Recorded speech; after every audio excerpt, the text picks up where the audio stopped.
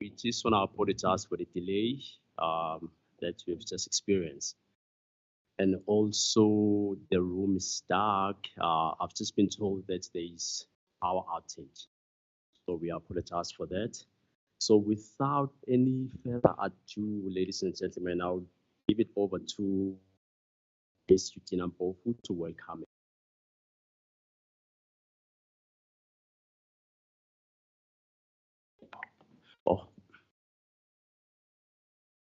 Oh, sorry, I was not audible. Good enough. Okay. Yeah, I think we can start, and then I'm going to give over to Ms. Eugenia Mpofu to welcome all our guests. And also just to say that today I'm going to be your program director. My name is Sizwe Nene. I work for this institution, which is the Gauteng Provincial Legislature.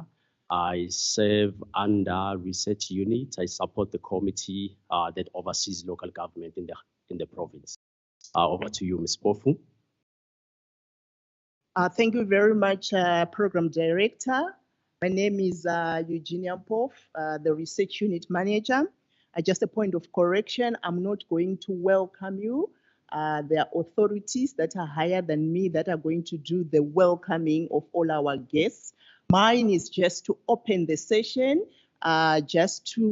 for us to know what Brownback sessions are all about. These are sessions whereby we discuss things that affect the society, that affect us, that affect our countries, so that we can actually start to pave a way forward, because we know that if we don't do that, there is no one who is going to do it except academics who are sitting in the room and the leadership of the country and so forth. So basically, that is what Brownback sessions are all about. We also call them thought leadership sessions.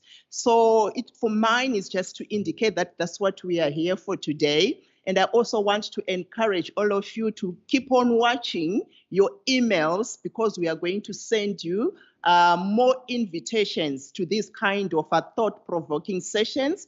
The next one that is going to come is going to be on gender responsive budgeting, and is going to happen in the next quarter. We know that it's a very topical issue. So please watch your emails because you are definitely going to receive invite from us, so that at least we can come together and put our heads together to discuss these very important issues. As I've indicated, mine was just to give an overview of what a Brownback session, but the welcoming is going to be done by someone senior to me. Let me hand over back to the program director to introduce the person who is going to welcome us. Thank you. Thank you so much, Eugenia. Now I'm going to hand over to Mr. Magamba, who's our Executive Director, Parliament Business, to welcome everyone. Mr. Magamba, over to you. Thank you very much, colleagues, and good morning good afternoon to everyone.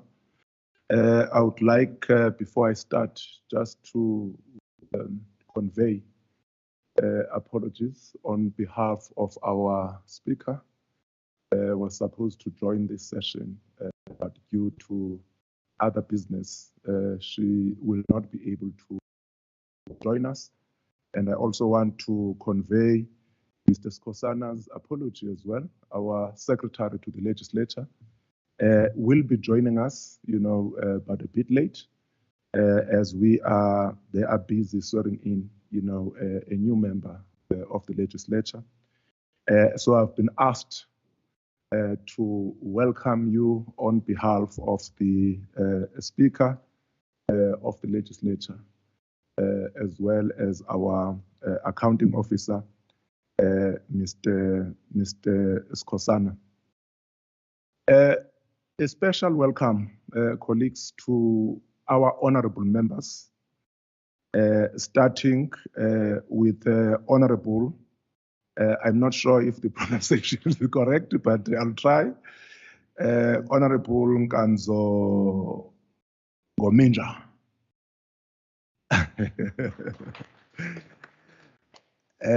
From the National Council Standing Committee of Public Accounts and Economy, and is leading the delegation from the National Council of the Republic of Namibia, So I would be happy if they can just raise their hands and say shy to everybody.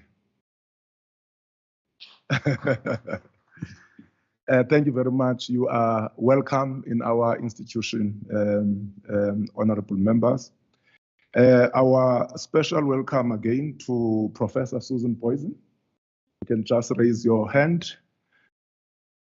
And she will be leading the discussion here today on coalition. And Professor Booysen is the Director of Research at Mapungubwe Institute for Strategic Reflection. I hope I'm correct, man.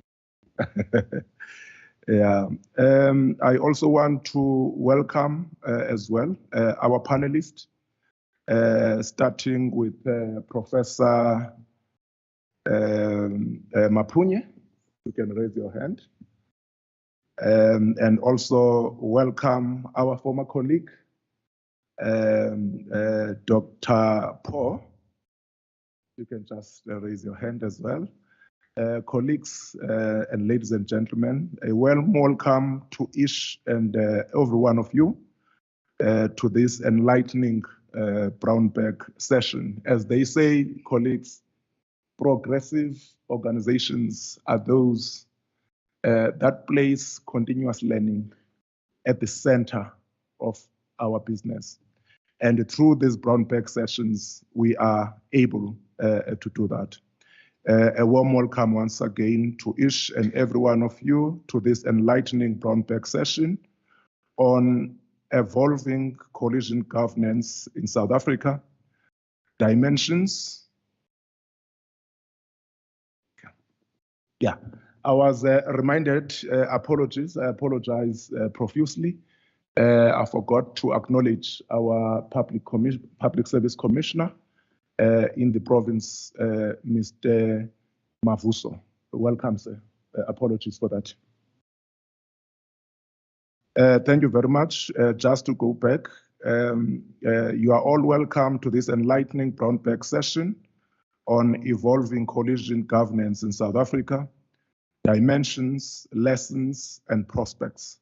I am thrilled to see such a diverse group of individuals gathered here today, ready to delve into the fascinating world of building alliances and collaborations.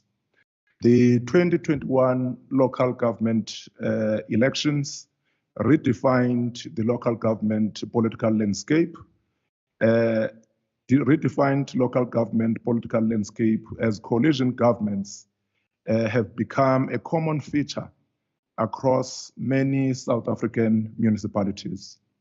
Coalitions, ladies and gentlemen, are a powerful tool that can drive positive change, foster collaboration, and amplify our collective impact.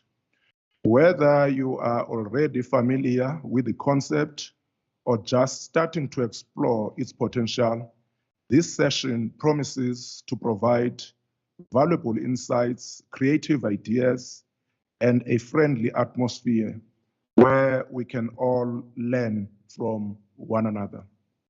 Through this Brownback session, we hope to deepen our understanding and appreciation of coalition governments, explore the art of building coalitions, the benefits they bring, and the challenges they may present.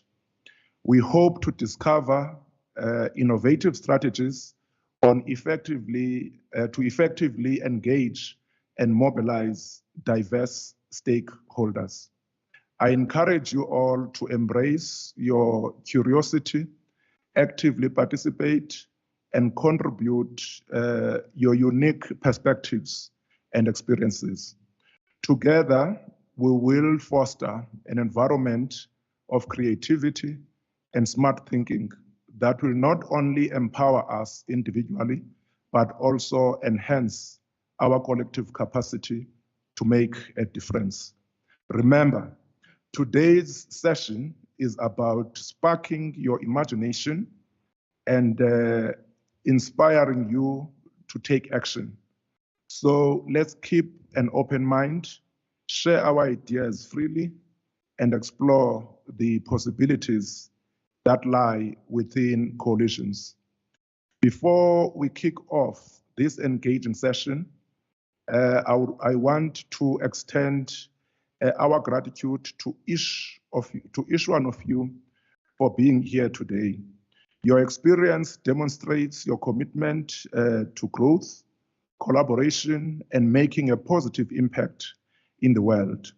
So let's make the most of this opportunity to learn, connect, and create together. Once again, welcome to this Brown Bag session on coalitions. I am excited to embark on this journey with all of you, and I have no doubt that our time together will be filled with valuable insights, friendly interactions, and innovative ideas. Let's get started. Thank you very much, ladies and gentlemen.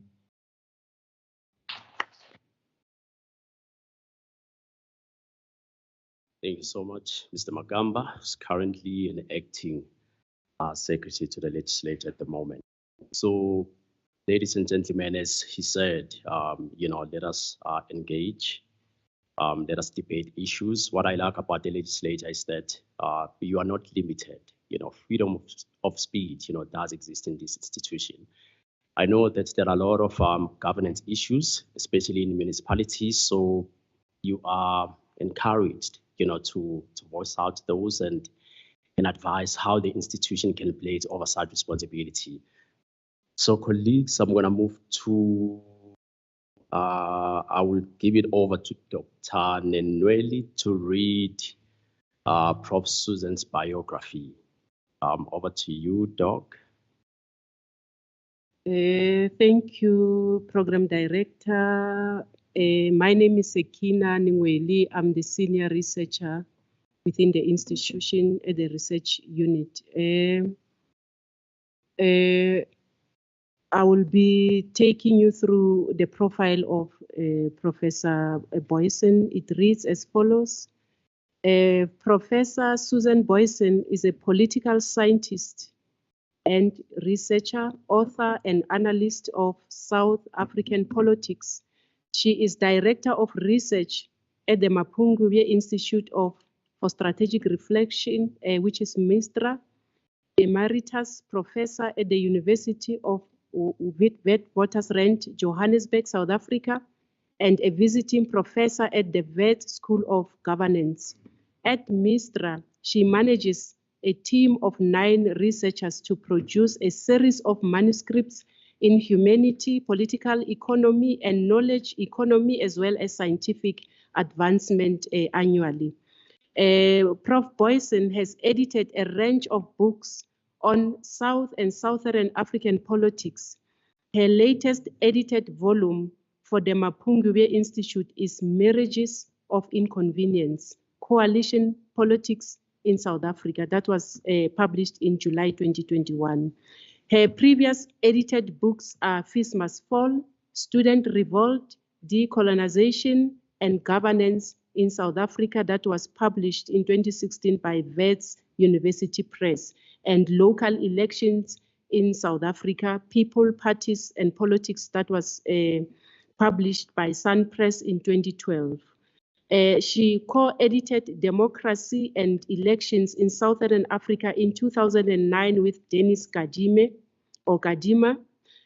Prof Booysen's third book in her Wits University Press trilogy of research-driven books on the African National Congress of South Africa, Precarious Power, Compliance, and Discontent under Ramaphosa's ANC was published in March 2021. The first 2 parts of the set were the African National Congress and the Regeneration of Political Power, and it was published in 2011, and Dominance and Decline. Dominance and Decline, the ANC in the Time of Zuma, it was published in 2011. The Precarious Power, it's available from South African bookshops and digitally from online stores such as Amazon, Scandal, etc. Thank you, Program Director. Thank you so much, Dr. Nweli. Prof Booysen, with all the work that you have done, you are known, even though it's my first time that I see you. Like I was just having an informal conversation with her that, for over a decade now, I've been watching a political analysis on TV, and I've referenced, some of your work. I promise, Prof, I didn't plagiarize. I would always, acknowledge the source. So she is very known. So can we give her a round of applause, ladies and gentlemen? Thank you. And okay, thank you. Now I'm gonna hand over to Asanele Webani to read Prof Mapunye's biography. Thank you so much, Program Director. My name is Asanele Webani. I'm the researcher for human settlement here at the Gauteng Provincial Legislature. I'm just going to quickly take you through the biography of Professor Galeboga Mapunye. Prof is a professor of the African politics and former chair of the Department of Political Sciences at the University of South Africa. And he is also a former Wippold Brigalia BEM, a research chair in the electoral democracy in Africa, that is in UNISA. He holds a PhD in government from the University of Essex from the UK. He also holds a Master of Public Administration from the University of Botswana. Prof also holds a BSc Sociology honors from the University of Zimbabwe. Among others, he has worked for the School of Government, the University of the Western Cape as a lecturer, and also has conducted commissioned research for the national government departments, including the South African presidency. He has also conducted election-related research at the Human Sciences Research Council. He has also worked for the Department of Public Service and Administration as a director for international affairs and for the South African Electoral Commission of South Africa under the research and knowledge management. He regularly observes elections in Africa and also conducts research on elections, governance, and democracy in South Africa, and also on similar topics globally. His latest publication include a 2021 publication which reads as follows: Cloud Ake's Critical Thinking About the African Democracy, African Voices in Search of a Decolonial 10, which was edited by Siphamandla Zondi. This was published by the Africa Institute for South Africa in Pretoria. Thank you so much, Program Director. Thank you so much, Asanele. That was Prof Mapunye's biography, another intellectual giant. Yes, Prof Mapunye, you are welcome. Can we join hands in welcoming him?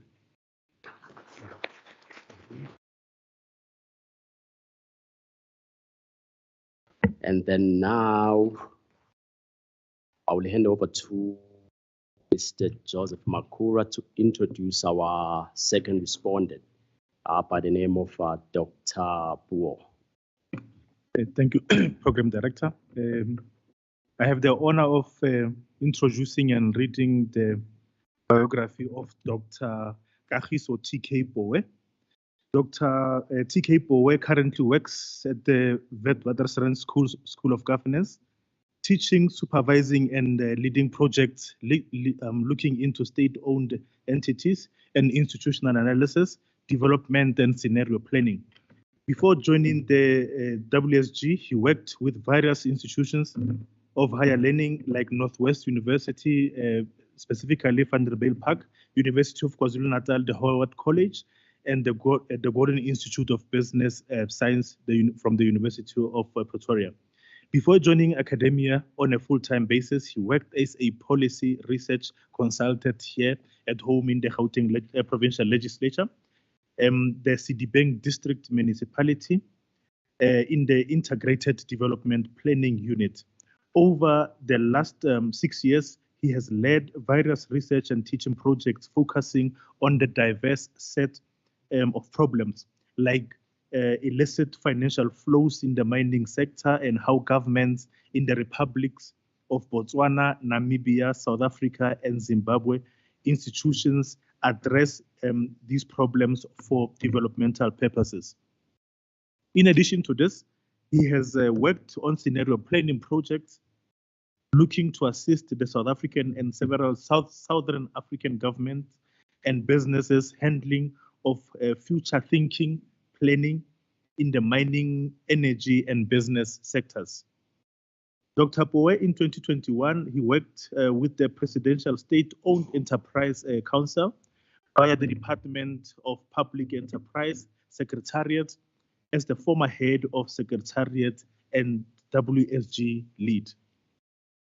Dr. Bowe, as of 2023, he's the head of the WSG Energy Transition Consortium Group, focusing on providing energy complex policy advice to the public, private, and other sectors. Dr. Bowe hails from Everton in the Vaal region, and he's happy to share what he sometimes knows. Thank you, Prof. Ladies and gentlemen, that was Dr. Bowe's biography, another intellect, very outspoken. And now, before I can hand over to Prof. Booysen, we still need to do just a few introductions. Over to you, Edie. Thank you very much. Colleagues have been informed that our colleagues from City of Tshwane, as well as the City of Ekurhuleni, they have joined this particular session. If they can stand so that they can be recognized. Welcome very much to our session.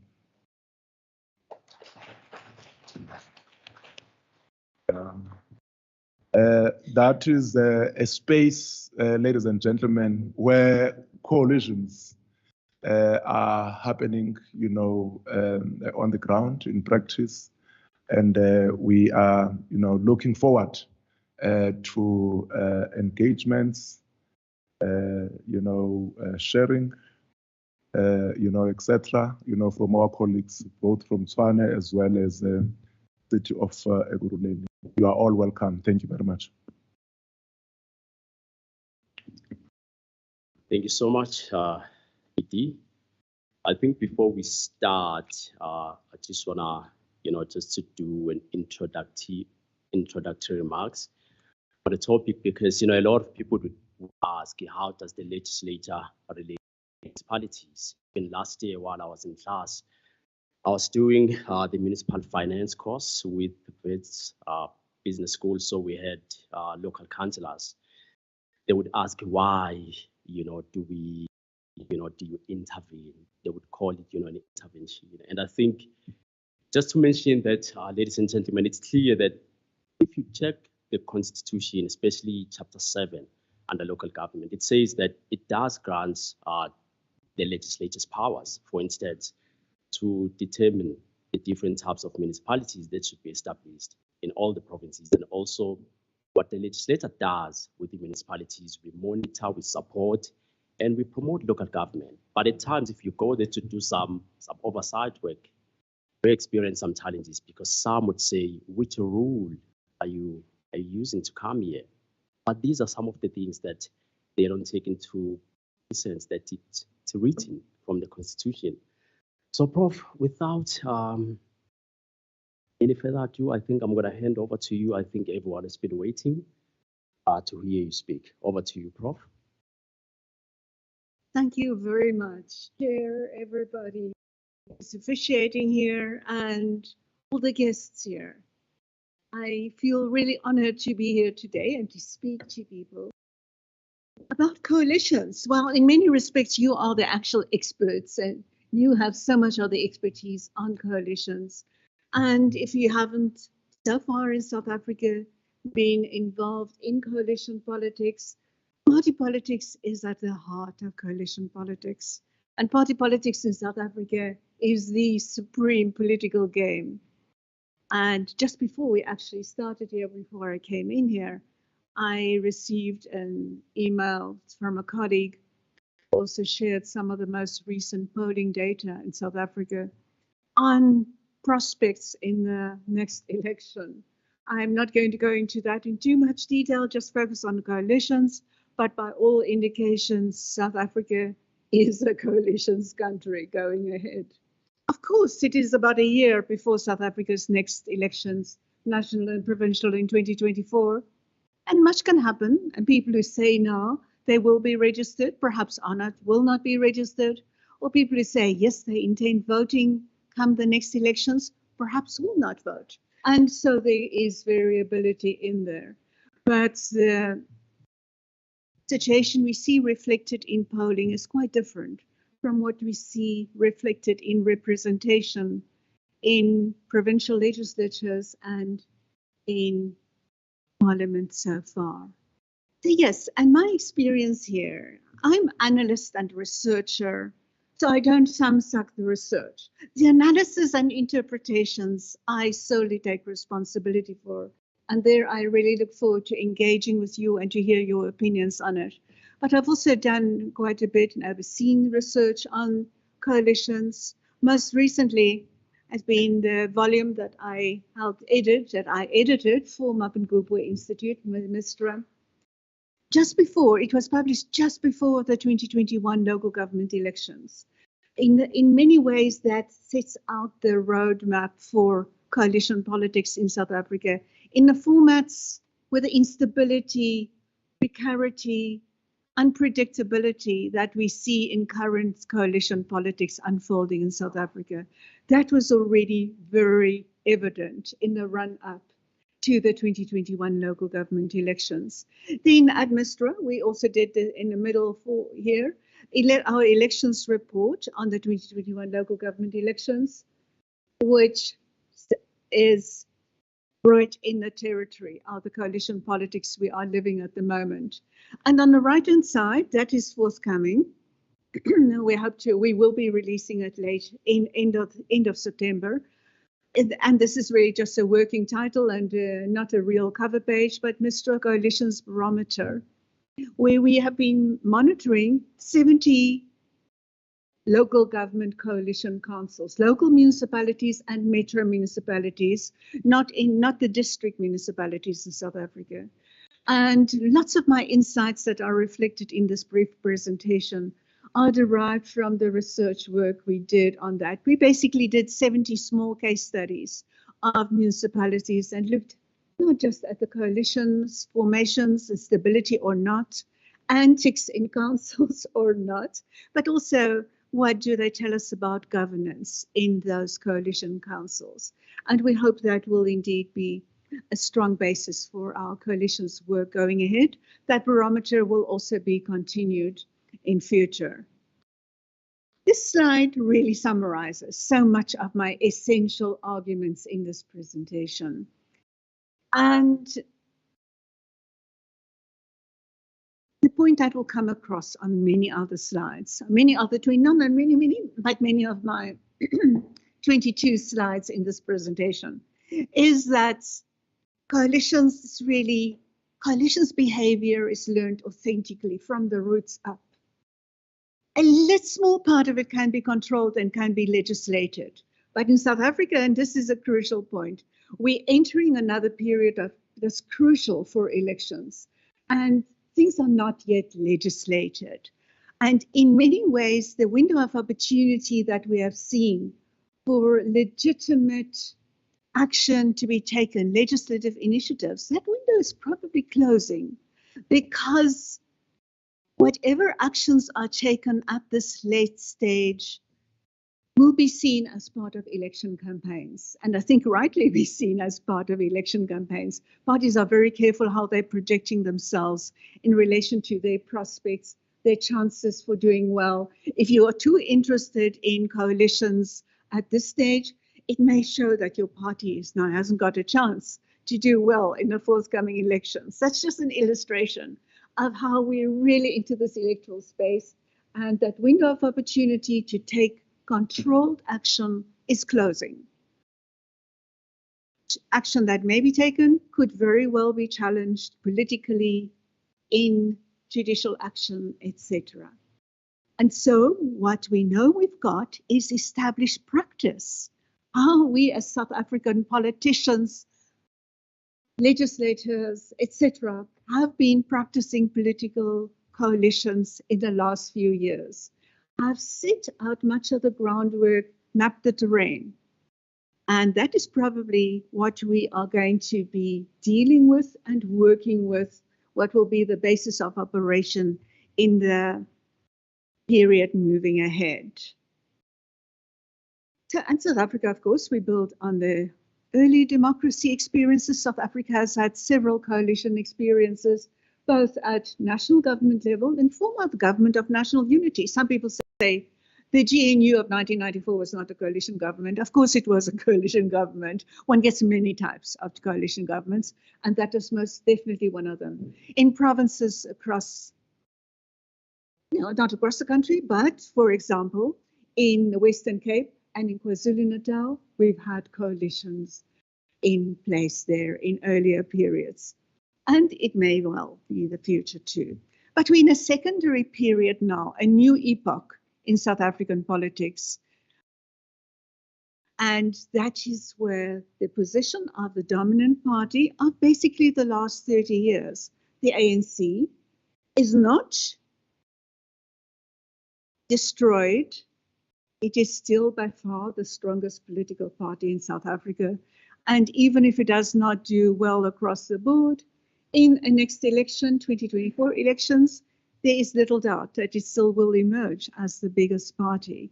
But this epoch is changing. Those political tectonic plates are moving. And there is not a clear-cut successor in South African politics to the ANC. And in this space, many small political parties are emerging and trying to fill that space. But there's not going to be a clear successor into a position of new dominant party in South Africa. And this creates so many opportunities for coalition politics, and brace yourselves for unstable coalition politics. So we live this epoch now, and there will be no point in trying to legislate small political parties out of existence or to insert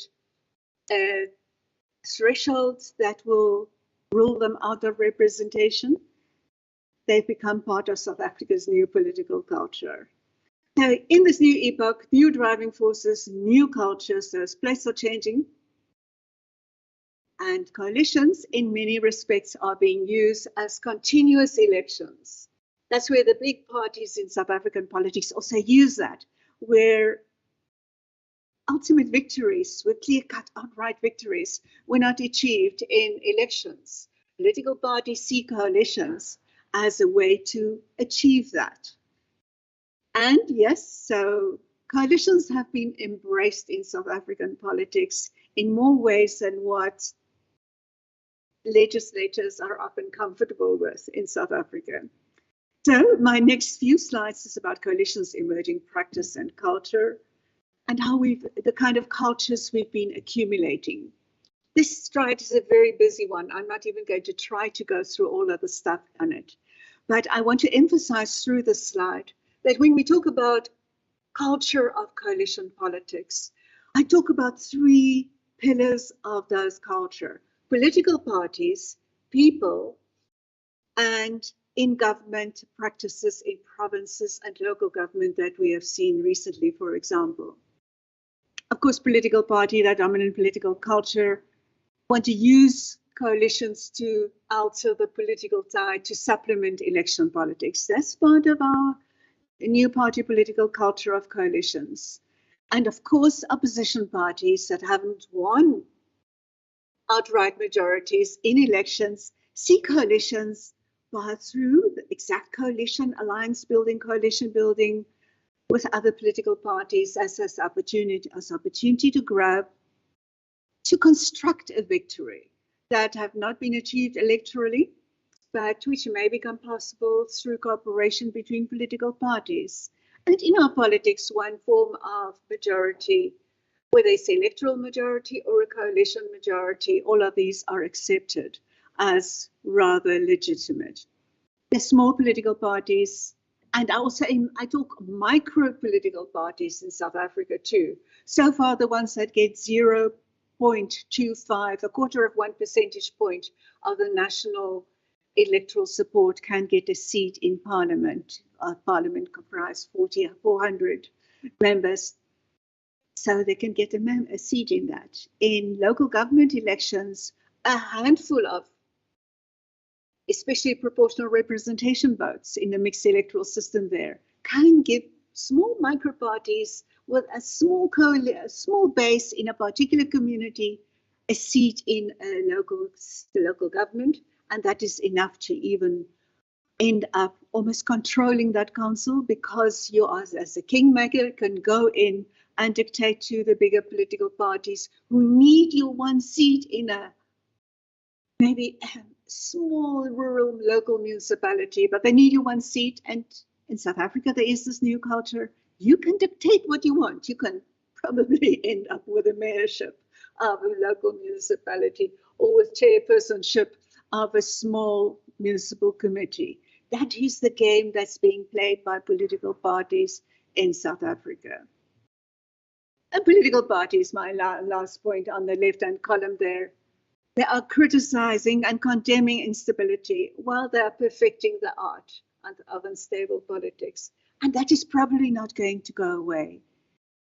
If the recipe that we've seen developing and being consolidated at local government level is something to go by, that could also be the practice in future in several provincial legislatures. We don't think very often, the middle column here, about what do the people think. How do they feel about coalitions? We hear outcries, instability, and where are the services, etc. That certainly is well known. It is a survey that Mistra, my workplace, did a few months ago, and based on a very good, perfectly representative national sample of over 3,000. It's really representative. And that really shows South Africa as a nation divided on coalition politics. People can go either way. Many of them hate the coalitions. Many think this is the future. Many see political parties manipulating and causing instability. Others say, no, it's political parties' right.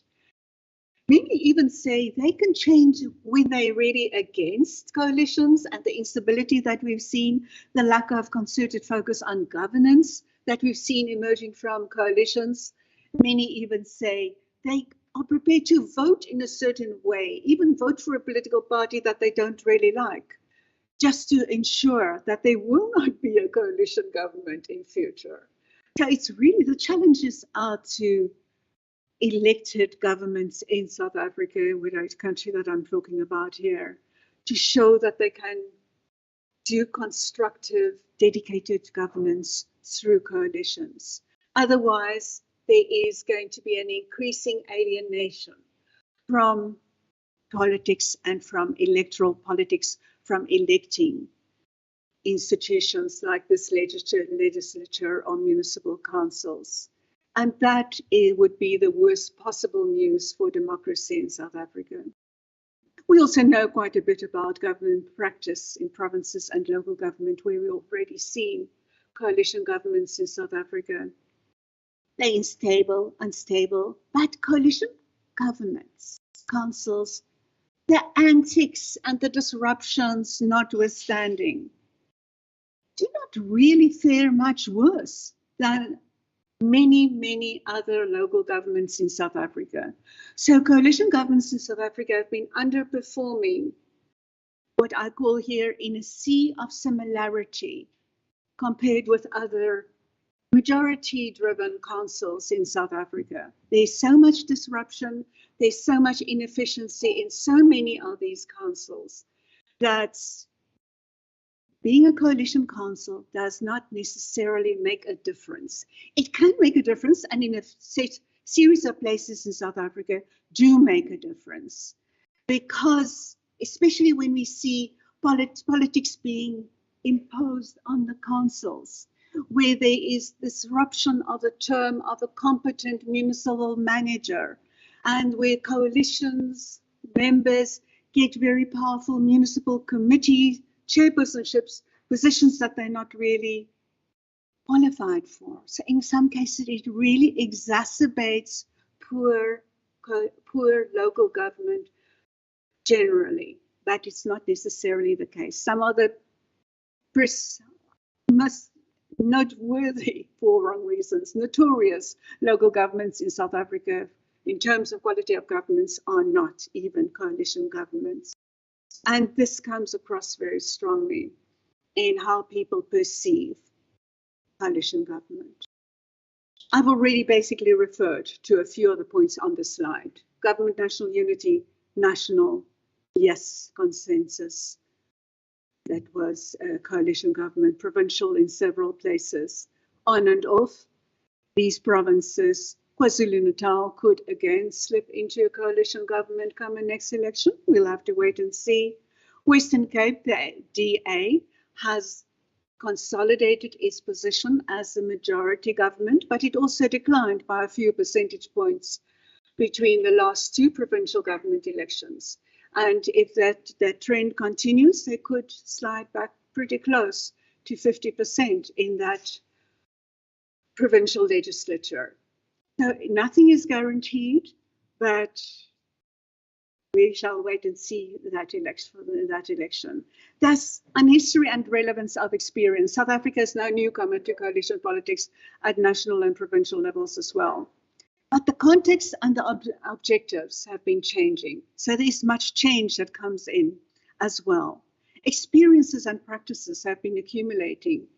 When South Africa went in those previous rounds of national and provincial coalition governments, we did not have the learning experience, sometimes very adverse learning experience, but learning experience that we have been picking up, accumulating over local government in the last 6-7 years. And especially in the last 2 years as well. Citizen consciousness has been changing in how they relate to coalitions. And it brings lessons of experience per specific coalition praxis. So what we have been learning in the past and also in the last 2 years or so of local coalition government certainly impacts how we look forward into the next period of possibly, not guaranteed, but possibly provincial, possibly national coalition governments.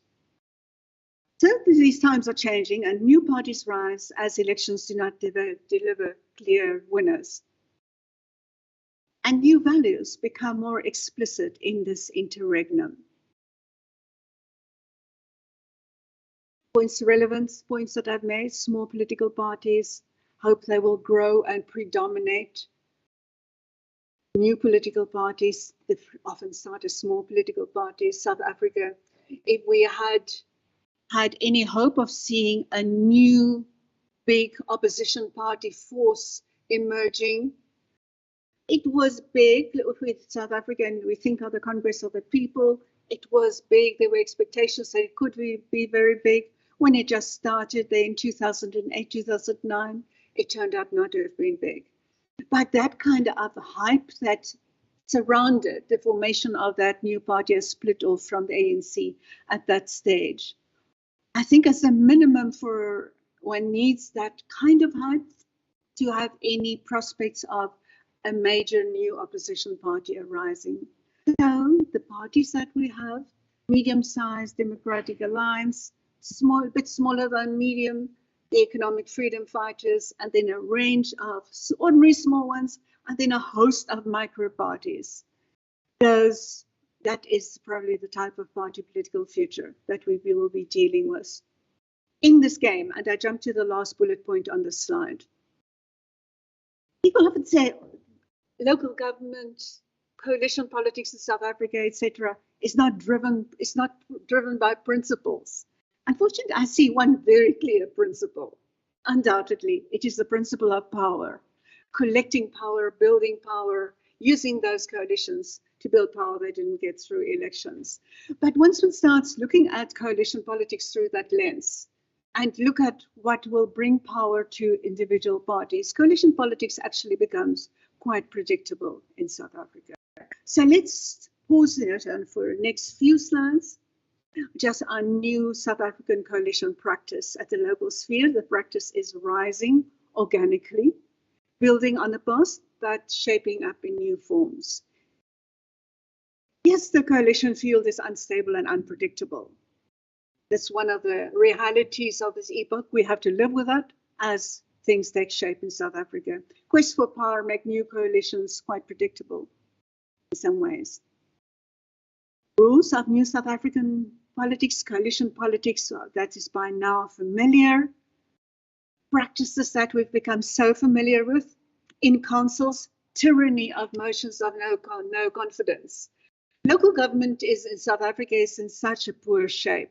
There are a few exceptions, but generally it is not in a shape that we can be proud of. And it's almost impossible to be in any of those positions in local government and be able to fulfill your mandate, whatever you've promised to voters.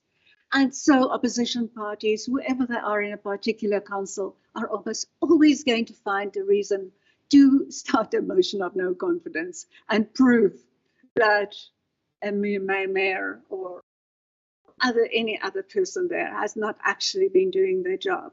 Disruptions, hyper trade in mayorships. There are so many exchanges of who's mayor, and even in a place like Johannesburg. Maybe even Ekurhuleni at some points, not always. I did one little point there. One has to think sometimes carefully, who is the mayor this week or this month? There has been so much instability and not just metros, in several other places as well. Coalition agreements, that's another emerging trend of coalition politics. There's another slide on which I look specifically at the types of coalition agreements that we see. But if and when, and that's in just a very few cases, if they're adopted as a formal process, formal document, it's probably not worth the paper it's written on. Smaller parties, particular, can abscond at any time, or people cross coalitions in a way South Africa in the early 2000s had seen floor crossing, subsequently outruled in South Africa. But this is coalition crossing, coalition hopping on a grand scale. Not across, maybe that's a bit of exaggeration, but across many municipalities we see that. And we also see the trend of using external partners. Party structures, we often hear that maybe that is to be accepted. This party's provincial or regional structure has given instruction. This is how the councillors will vote on a particular motion or on a particular budget, etc.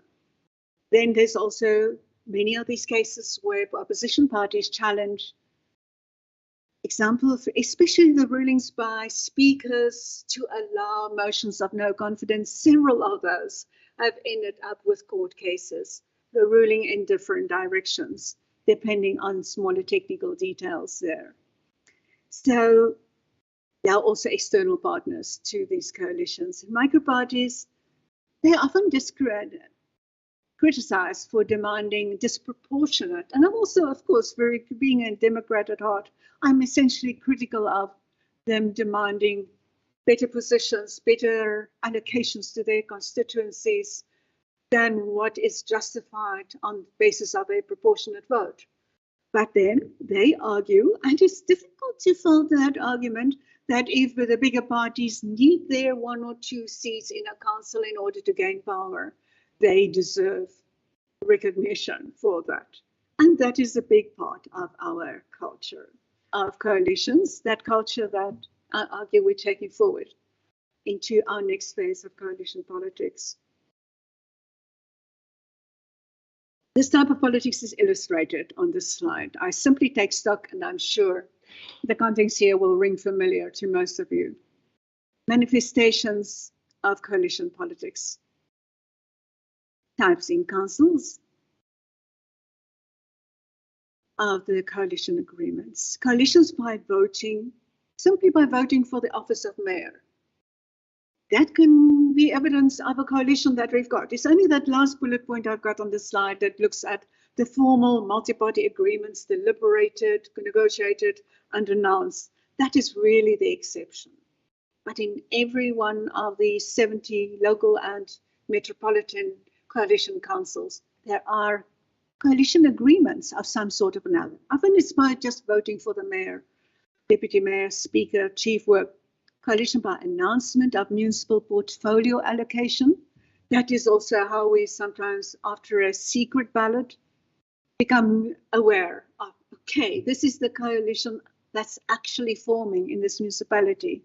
Block or pattern voting, simply by picking up vote after vote, what the patterns are. Okay, there is actually a coalition in this country.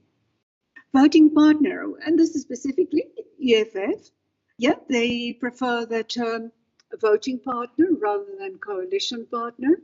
And that also is in some ways similar to the recognized format in coalition politics of confidence and supply arrangements. That means parties come together when there is, for example, a 2/3 of a vote necessary in a particular council to pass a budget or whatever the case may be.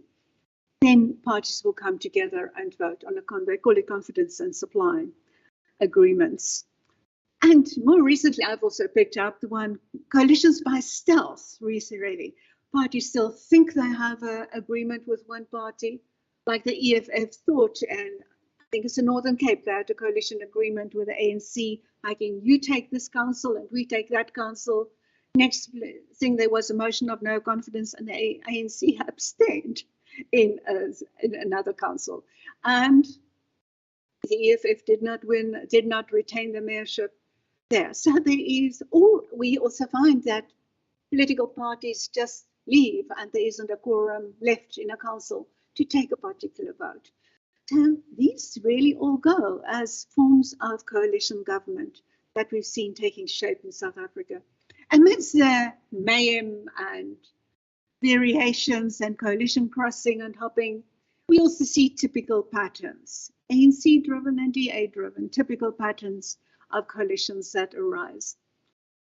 They can also, as I say in bold, they're across the two columns at the bottom there. Voting blocks are not cast in stone. We see that. For example, we've seen COPE, generally originally associated more with the DA side. We see them, City of Johannesburg, voting with the other side. And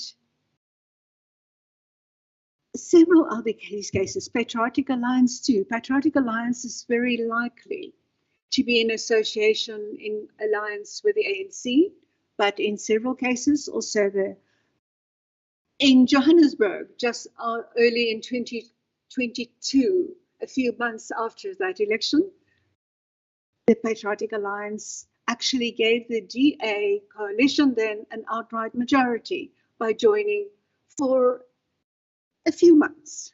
But that experience was so bad that the DA, from the DA's point of view, it was so bad that they still don't want to form another coalition in which the Patriotic Alliance is a major player, although they're probably softening up. These rules as to who aligns with whom is really not cast. These rules are not cast in stone, and we see that taking shape. In this epoch in which we live politically, in which new initiatives are taking shape, there are also several efforts, many debates, deliberation, even dialogues and conferences to determine, well, what can be controlled, what can be legislated. It remains to be seen whether any legislation can be passed in time to make any difference to national level and provincial level. Coalitions can, before that election comes, it will be not impossible, but difficult to do that after that election has started. This is another busy slide, but I'm not going to look at much details here. It is a stock taking that I did to look at what are the accumulating legislative or control initiatives that are taking shape in South Africa's coalition politics. Of course, and it's approximately chronological, the DA's 5-point plan for stabilization of coalitions, October 2022. Several other aspects that they highlighted in the 5-point plan are by now, they were organically based on the experience that politicians and parties have.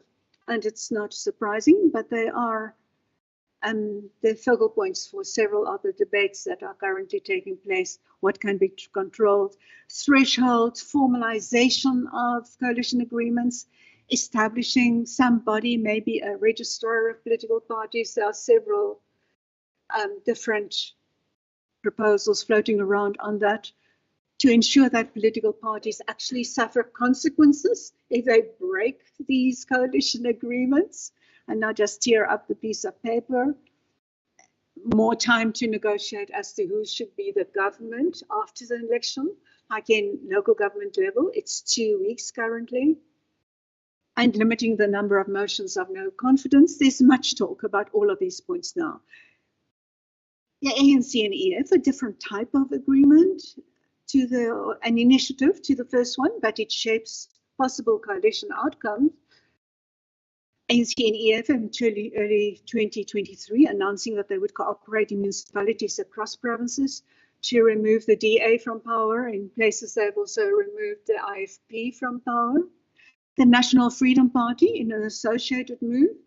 National Freedom Party is one of those disappearing political parties in South Africa.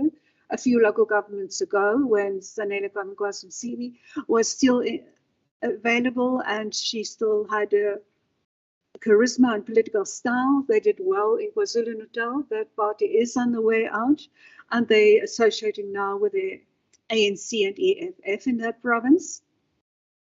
Except in a few of the councils, at least 3 of those councils, some of the councillors of the NFP have also gone rogue and are associating with the DA side. That another initiative, DA announcing its moonshot, so-called moonshot intentions, pact intentions in April this year. The ANC announced in May this year, announcing a 12-point plan for coalition formation, including that contentious principle of letting the biggest party lead a coalition. That different definition of majority there. It's not that contentious, but in South Africa, it's politically contentious. Then there's also the 7-party moonshot offshoot called the Multi-Party Charter for South Africa, just convened in Kempton Park a few weeks ago. IFP-DA had a service delivery pack in July this year. ANC and DI, pressured by small parties, are really pushed to denounce, we do not know whether it's rumors or reports, accurate reports of those parties possibly coalescing into a grand coalition. That means a coalition that gets more than the required minimum number of members to have an outright majority. And then it's also a very political point. The ANC saying very specifically that it cannot be seen to be publicly too pro-coalition politics, and they cannot let the president address the National Coalition's dialogue in Cape Town, because that could be seen as a concession that the ANC doesn't think it can get a national majority. But that is how politicized everything is, and how every political gesture really can have big coalition messages in there. And there are different types of bills and legislative broad initiatives in place. Of course, we know the DA proposed 3 private members' bills, and that is going slowly through the processes there to lend national legislation that covers national and provincial governments, some constitutional changes perhaps required. We have to see whether that goes, how that progresses. We know that the Deputy Minister of Copta was criticized at the recent National Coalition's dialogue for saying, but there is legislation in the pipeline, and parties participating in this dialogue in Cape Town, beginning of August, were upset about that, saying, what is that coalition's convention about then, if legislation is already in place? In many ways, the National Coalitions Dialogue was an effort by the government, by the ANC part of the government, and the deputy president at that, to try to get agreement between political parties, agreement on a framework, so that perhaps there would not be a necessity to look at the bills that the DA had proposed. That is the politics of coalitions. So we see aspects that might be controlled or legislated, both in terms of party politics and representation, the formal requirement to enter to legislative bodies. Is it, for example, when you get to thresholds, can there be a different threshold to be represented in an elected body compared with, on the other side, on the right-hand side of this table, can there be a different higher requirement for a party to be part of the executive of that coalition government, of that council, of that legislative body? And it is possible that we could see different thresholds imposed there. Because, of course, if we impose those thresholds on, for example, Parliament, should there be a coalition government in future, there would be far fewer parties represented there.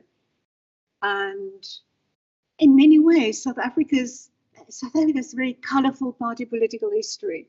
From 1994 onward, there's been so many, sometimes strange and peculiar tiny parties called soccer or KISS or whatever. They've been weird ones. And neither of those two exist anymore.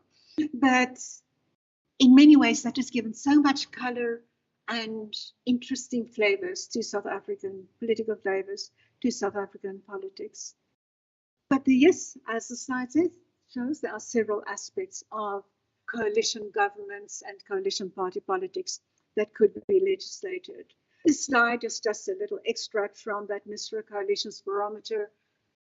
Coalitions can also be managed. All local governments, all governments can be controlled, managed in some way through auditing reports. Auditing reports, South Africa's Auditor General that comes out with these reports, they are quite authoritative. I say quite because many political parties and many other coalition governments also just do not take serious action after these reports come out. But yes, and Ekurhuleni always does very well or has been in the last few audits done very well on this. It is a way in which governance can be managed in coalitions as in other elected bodies. Getting to my last segment of this presentation, how much time? Okay. Yeah, I'll be finished soon. Coalitions meet elections and governance. We've already mentioned quite a few points about how every coalition move nowadays in our current environment has got a political or a campaign message in there. Coalition talk at this stage is really firmly in the zone of electioneering.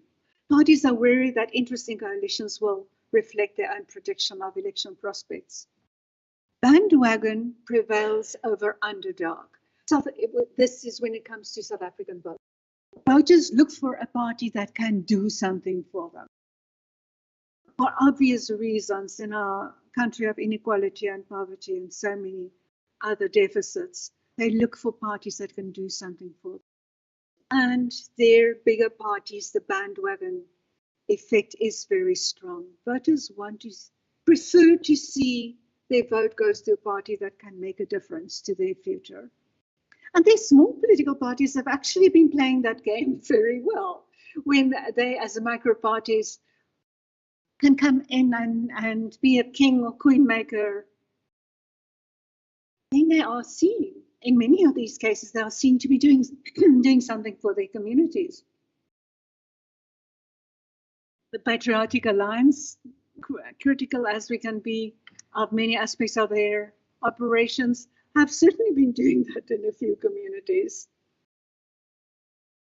There's also unlikely that coalition deliberations will progress much. I mentioned that in the passing just now, before election 2020. So party political behaviors and the practice that has been accumulating. Those two will likely play a big role in our coalition politics moving ahead. Some lessons on consensus governance rising above narrow party political interest. I really think, and this is my own interpretation, that there is a sense among South African citizens and voters, please political parties, can't you just cooperate? There is so much consensus on what any other government should really be pursuing. Can't they just be cooperation, ultimate operation? And parties get together, form a type of, I hate the phrase, it's overused, of social compacting, but form a type of political compact and govern together. Governments in South Africa are in a crisis, and be the guard, that orientation be the guard for the next phase of South African politics. And of course, quality and ethics of leadership go a long way. Any government, whether it is coalition or not, can be seriously damaged if that quality of leadership is not there. But should there be more control coming in terms of coalition formation? This is, I would say, a minimum process, elements and process that can be something to strive for. Like institutionalize a pre-election announcement as to, I think I'm going to win, but if my party does not win, these are the political parties that I will associate with. Voters that elect and vote for any political party, I really believe has got the right to know that in case there is a shortfall, who will this party take as a political rescue lifebuoy, to big or small, to take that party forward? When we look at stable coalition governments internationally, there often is that insistence on a pre-election announcement of an alliance, which can then become a coalition government post-election. If a hung legislative body then arises following the election, follow through with a sufficient period for negotiations, anchored in policies and programs. Let those be the basis on which political parties agree. Formalize the agreement. Make it public. Parties must publicly commit to the deliverables that they aim to get through that coalition. There must be exit clauses. Any political party must have the right to exit. But let those exit routes, conditions be known. That is also a right that the electorate really has, to know under what conditions their political party will stop being part of a previously agreed coalition. Let there also be an agreed mechanism of oversight and enforcement, sanction for non-compliance. Work with popular sentiment on this. And the last point here, overall curtailment of council tricks, antics, limit bias and interference, ensure a flow of governance. That is almost a pretty extraction of what can happen and can go right and wrong in coalition governments. But if these are followed, then I'm pretty sure that if there are coalition governments, it can be a prettier sight than what is seen in many places in South Africa. And then to conclude, I simply pose 4 questions here. Party politics at prime driver. Is it being subverted, transcended, perhaps by consensus between parties? Can political parties be bigger than their own natural, narrow interests when it comes to coalition formation? Can South African coalition politics going forward supersede that prevalent curve of, I call it here, jarring cultures, just because delinquent cultures wouldn't look nice on a slide? But in many cases, we haven't seen pretty manifestations of coalition politics. And can South African coalition politics rise above that? In government contests that often pivot off party and personal interests, can those in government contexts contests be minimized? And then look at the broader citizen interest. And finally, can there be a combination of professionalized government, not subjected to party politics, interspersed with competing in elections?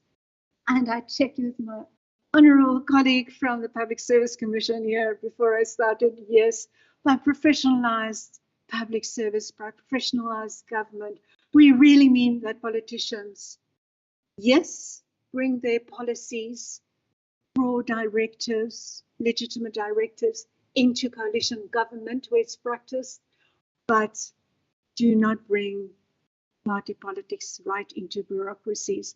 In many other coalition councils around South Africa, where we've seen intense instability at coalition level, there's still been good governance, good public audit opinions by South Africa's Auditor General, because good public servants have been taking their job seriously.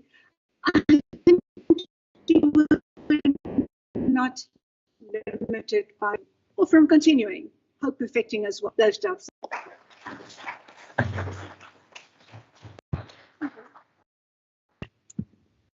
Thank you so much, Prof. Booysen. Very insightful, and I believe that everyone in the room is very enlightened as we speak. And I just can't wait to hear you guys engage the Prof. Before I can move, I would like to introduce two colleagues from the Electoral Institute for Sustainable Democracy in Africa, which is ISA. We are joined by them. If colleagues, you can just wave your hand. Yes, thank you so much. And as you've heard it, ladies and gentlemen, that these kind of political formations are not new in our political dispensation. Dating back from the government of national unity, they were there. We've seen it with provinces, as Prof has said, particularly in KZN and also the Western Cape. But the issue is, as the Prof has alluded, that they are not performing. I think a lot of South Africans, they just want good governance. They want to see accountability, but from what we have seen, they are collapsing. In Gauteng alone, out of 11 municipalities, you have about 10 of those that are hung. And it's just, instability all around. Like, it's so difficult to appoint your municipal managers, even senior municipal managers that can run and make informed decisions to drive service delivery. So, colleagues, I'm going to hand over now to one of our respondents, which is Prof.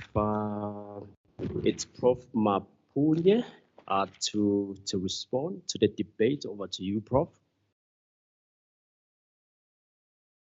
Thank you so much. I hope you will time, because according to program, my time is almost over. And I'm also aware that at the university we call this session that started after 2 the graveyard session, because people tend to go like this and they don't follow discussion. So apologies if I'm going to add on to the sleeping pill. The other thing is I like Prof. Susan's PowerPoint there, because it has been keeping many of you awake. I can see that you are watching it. With me, I didn't think that it's wife for me to do a PowerPoint, because I didn't think that I would have something more powerful to say this time around. So apologies if there's no power in my points. By way of introduction, maybe before I do that, let me just say I want to thank the Gauteng Provincial Legislature for having invited me, and all the work that you are doing. Thank you so much. This is a very, very critical topic.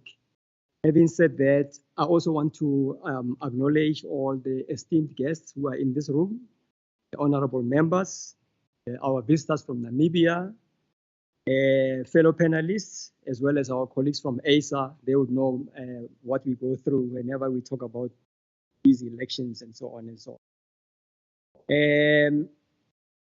Mr. Makamba said that we have to spark imagination. I don't know whether I'll be able to do that. By way of introduction, for me, I look at this topic, this coalition governance in South Africa, as taking us back to where we come from. democracy? Or is it demon crazy, as some normally cynically say? What is this democracy that we're talking about? So we have to keep it in mind before we can go coalition, because some people normally say, but how did this coalition come around? Secondly, we are being told from time to time that political parties are still so far the best model for ensuring that liberal democracy, which is what we have, elections, people coming in, being voted in, of course, by virtue of voters and so on, is the best model. We are still searching for an alternative. This is where we still are. Also, that as we keep searching, we must remember that in Africa, we've been through this. Not, or should I get closer? Maybe it wants me to be closer. Okay, I'll be like that person who normally drives close to the steering wheel. Yes. So I was still saying, in Africa, we've been there. Some of you know Libya of Muammar Gaddafi, the Green Book, the little Green Book, which just advised Africans and Libyans to think about a system with no parties, a no-party system, which of course they thought they would manage better. And then we have Uganda, and they had said that they are creating resistance committees. They don't want parties. They don't call them parties, but they call them these resistance committees. Closer to home, Eswatini, Swaziland, former. They talk about Tinkundla. They don't want to talk about parties as such. But the more we look at this situation that's unfolding, whether you call it no party system, whether you call it a resistance committee or what, in my mind, it comes back to the chicken and the egg. Which came first? Is it the coalition or is this the party? Therein, lies my thinking around this topic. And I've got a few points that I would like to make. The first point is that surveys upon surveys, I'll mention two. For instance, the Human Sciences Research Council, I think it was 2011 or 2014, I stand under correction, but it's a recent survey. Voter participation survey, election satisfaction survey. They were talking to people out there. Normally when people are leaving the voting station, they ask them about democracy and all those things. So they discovered that actually in South Africa, we have this declining public trust, and it's progressive. You see it, 2011 local government elections, 2014 national provincial elections, and so on, and it keeps going. You see this progressive decline. So that is what we need to keep in mind post-1994. In my view, it is a metamorphosis, or it reflects a metamorphosis or a change, transition of the one-party dominant model. Remember, we come from one-party state, where we used to say one party, one leader, one Zambia, Kaunda, that kind of situation. Some of you might not know, but that's where we come from, where we wanted only one party, one leader who would be a leader of one country. But as democracy manifests itself, as it becomes entrenched, then we have to start talking about things like inter-party issues between parties, my party and your party, or this party and that party. But then those inter-party issues are also governed by what Prof Susan mentioned, the intra-party situations, which you normally call factionalism or factions, where there are people inside the party, but they don't agree with ABC inside their own party. And they believe if I go out, I'll be better off. Of course, some get expelled. And then, of course, once they're outside there now, they realize, well, I have to form a party. And of course, the South African situation allows you, thankfully for that. The sociologists call them the endogenous and exogenous issues around party politics. Some things that happens inside the party and some things that happen outside the party. Then, as South Africans, we have to be aware about the realities of these political party coalitions and their implications, as Prof mentioned there. She highlighted a few. In my view, the issue of citizens. I was just, thinking that the other time when I was in Mozambique, we were doing some election work, including in Zimbabwe. Somebody kept on saying, where's the povo? Where's the povo? What about the povo? The povo, for those who might not know the Portuguese slang, it means the ordinary people.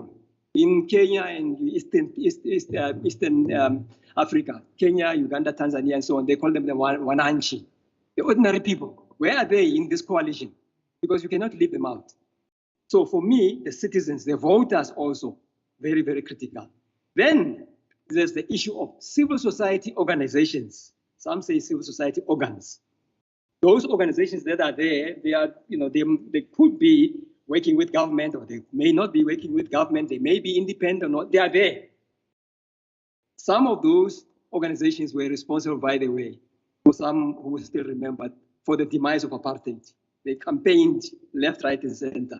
So they're still there, although they are few. So civil society organizations are very important. And what about the private sector? What about the business sector? How is it impacted or implicated or affected by the coalition factor? So we have to keep that in mind. Then the third issue, which Prof mentioned, government. And that she mentioned government, she mentioned national, provincial, and local. I also had it here.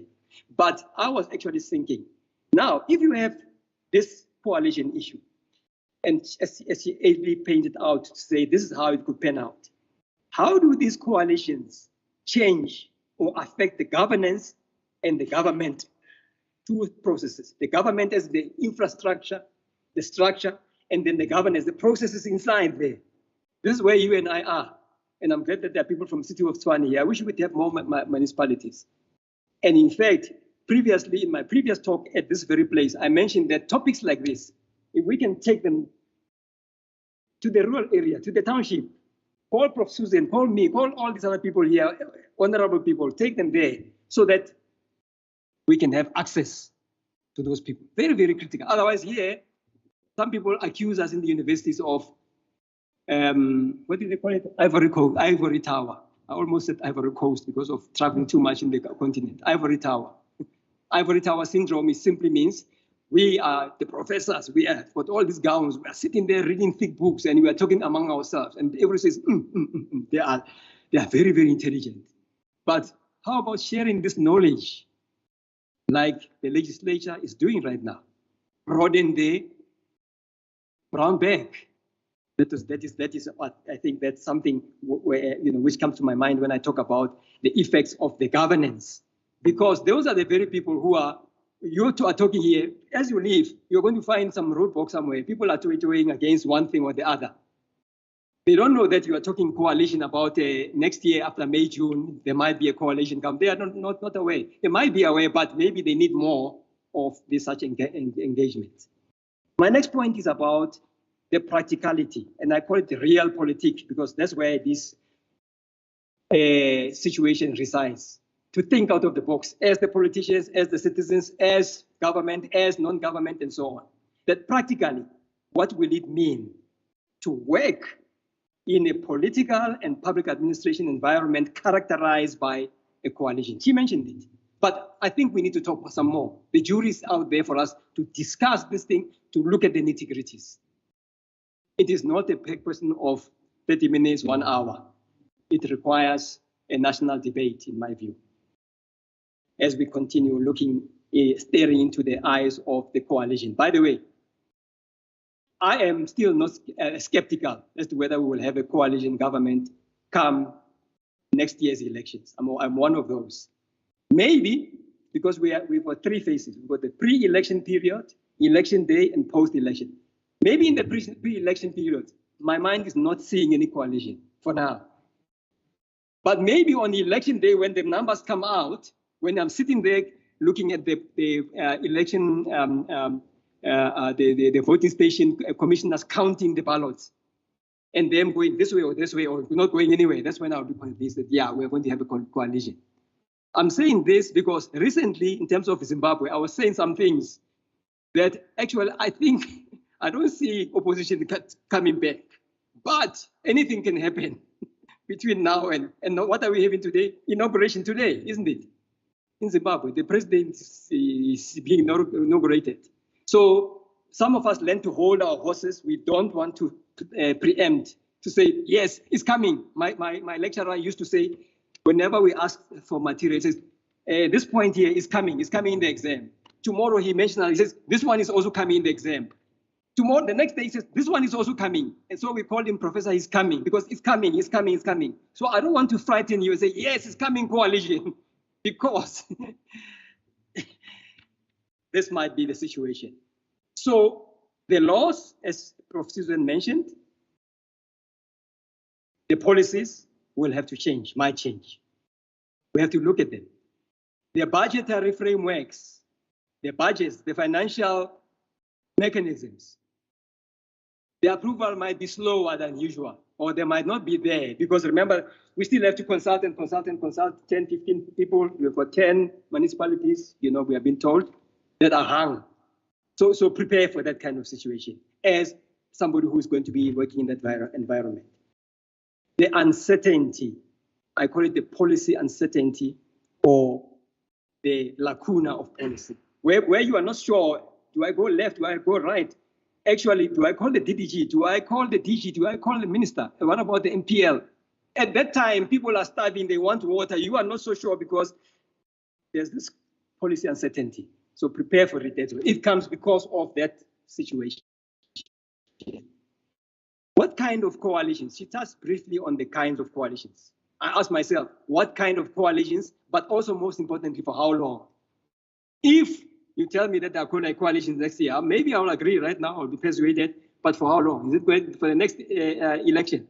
Or is it wire, as we say in the township, forever? Is it going to be forever? So that question also needs to be answered. But it still goes back to this issue of public trust.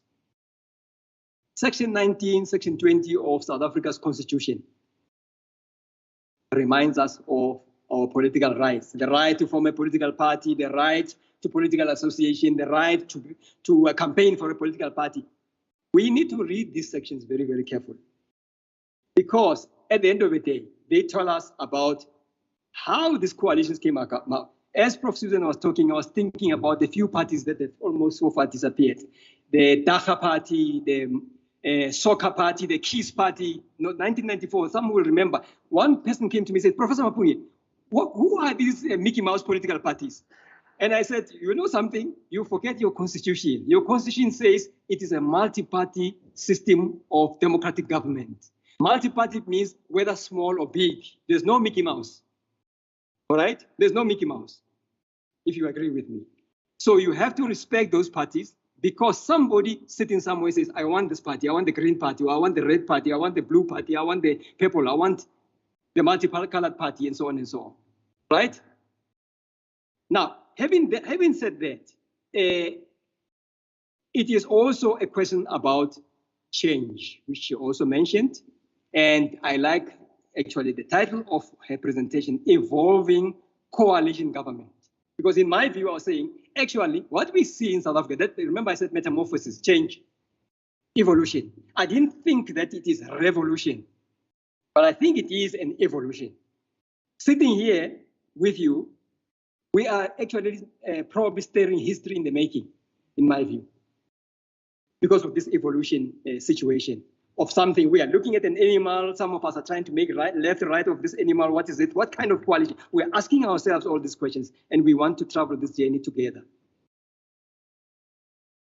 And by the way, it is not a simple thing. Animal farm, 2 legs good, 4 legs bad. You remember that slogan. So it's not about coalitions are good. Good, very good. I like coalitions. Or coalitions are very bad. They bring confusion. It is what the voters want. If they give you a hung electoral outcome, this means they don't want any one party to govern outright. That's for me when I'm sitting in that voting station. When they keep counting, then counting, and they are not all getting any above 50%. It means the voters are speaking. They are voting with their feet, as we normally say. In my view, those coalitions, like she said, will have a certain level of compromise, democratic compromise. Because at a certain point, if they dig in their heels, the governance is going to come to a standstill. Government is going to come to a standstill. A few days ago, in some national road. Two truck drivers are arguing. They obviously decide to park their trucks. The other one is facing, the opposite side. The other one is facing on the other side. So we can't pass. So as we stop there, people are queuing up.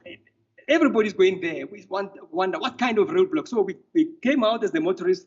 We discovered that, they are fighting because the other one has insulted the other one very, very badly with something which we won't mention here. But you can imagine something very objectionable. And he says, I'm parking here to fix you. So he blocked the other one. Now, coalition government, in case that there's no agreement, you end up with those two trucks blocking. We had to beg them to say, please, just for our sake, we understand that you are fighting and this man has insulted you, please, we had to beg and beg and beg. He says, yeah, I'm going to sort him out. I'm going to, do this thing. I'm going to take you to court. We begged him. Eventually, he opened for us. So, coalition, we might be going that route if we do not compromise. Consider the situation. 5 contentious issues that the citizens want. Citizen A wants water, citizen B wants electricity, citizen C wants social welfare, the 350. Citizen D wants redistribution of the economy or economic resources, gold and everything. Citizen 5 wants land. You are government. None of you are getting any 100%. Then that means all the citizens who have waited for the water, for the electricity, for the social welfare, for the redistribution, for land, you're going to satisfy all of them. And therein comes the compromise because of the divergent needs, which one party cannot fulfill. It is about a healthy cooperation, healthy competition, and a healthy contest, electoral contest. One day I mentioned on TV, being interviewed by one journalist, that no, in Kenya we don't expect a bloody contest. We just want a peaceful electoral contest. So he was quoting me left, right, and said that. So he said that he doesn't want a bloody contest because the elections there in that country are known to be very, very, violent. All right. So we are not expecting this in South Africa. We want a healthy contest, and we want a competition which is sanctioned by the constitution, which says multi-party democratic system of government, which means it allows those parties. How they coalesce and all those things, the constitution might be silent, but it has given us cues that they have the right to exist. If it fails, we know, some of you who might be familiar with those situations in the French Republic and Germany and so on. Fourth Republic, Italy, of Berlusconi, where less than 6 to 8 months, a government collapses. We have a new one. Less than 6 to 8 months, another one collapses. Another one comes in. We have been there. We know it's not going to be a South African thing if these coalitions have problems. But I'm hoping that with the spirit that we had of CODESA, discussing very serious differences and difficulties, that this time around, if coalition is the route that we're going, then that kind of spirit will also prevail, such that there's no implosion, such that there's no Somalia. Do you know that there's some part of Somalia where there's no government? And there's another part where there's government, it's a very small part, and then therefore the passport, but this passport is not recognized in many countries. It's just recognized in just a few. As I conclude, Chairperson, it's about the issue of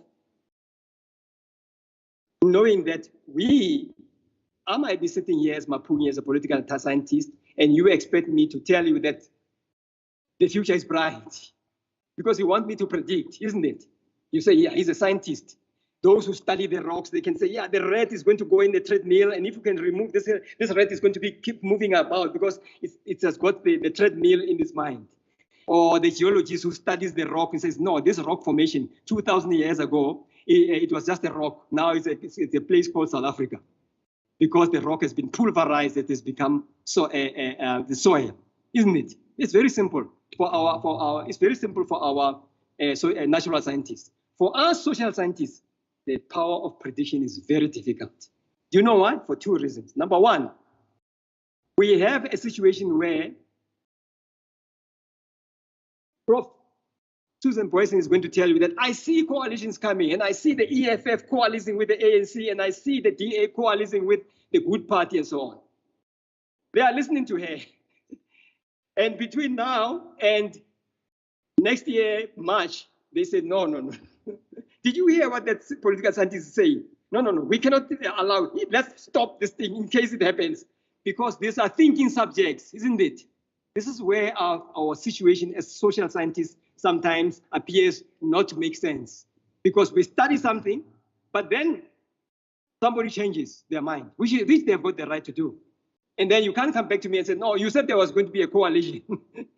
Where's the coalition now? It's because between now and the election day, anything can happen. I then normally retreat to my space of the political scientists of old who used to say, politics is the art of the possible. If something that you think is not possible becomes possible tomorrow. The one who says, we are making a declaration that we will never enter into a coalition with Dr. Poe. Tomorrow, we go behind the scenes and say, please, just forget what I said about 6 months ago. You and I need to talk now, please. Whereas Mapunya said, no, no, no, Dr. Poe, and they will never coalesce. You get my point. So as you listen to us, just also know that we've got a human element which comes in. The other thing is also the effects of technology. As I look at Africa's elections, I did not foresee that 5 years down the line, there will be something called biometric voter verification kits, voter verification. They are all over. Even in Zimbabwe, they were there. Now they're bringing a different element because previously I was only looking at the human element. So, okay, this is how they rig the election. This is how they don't count. This is how they stuff the ballot. Now enter a machine. I must go back again. So, okay, now machine. They bought it. Where did they buy it? Okay, China. Okay, so this machine, technology. In the next 5 years, we might not know. We might be thinking we are going into a coalition, but the next 5 years, human element comes in, also technology comes in. What about AI? Somebody keeps telling me, what is it? Artificial intelligence is coming, where you will have people, yes, they are there, but they are actually not people, they are some things.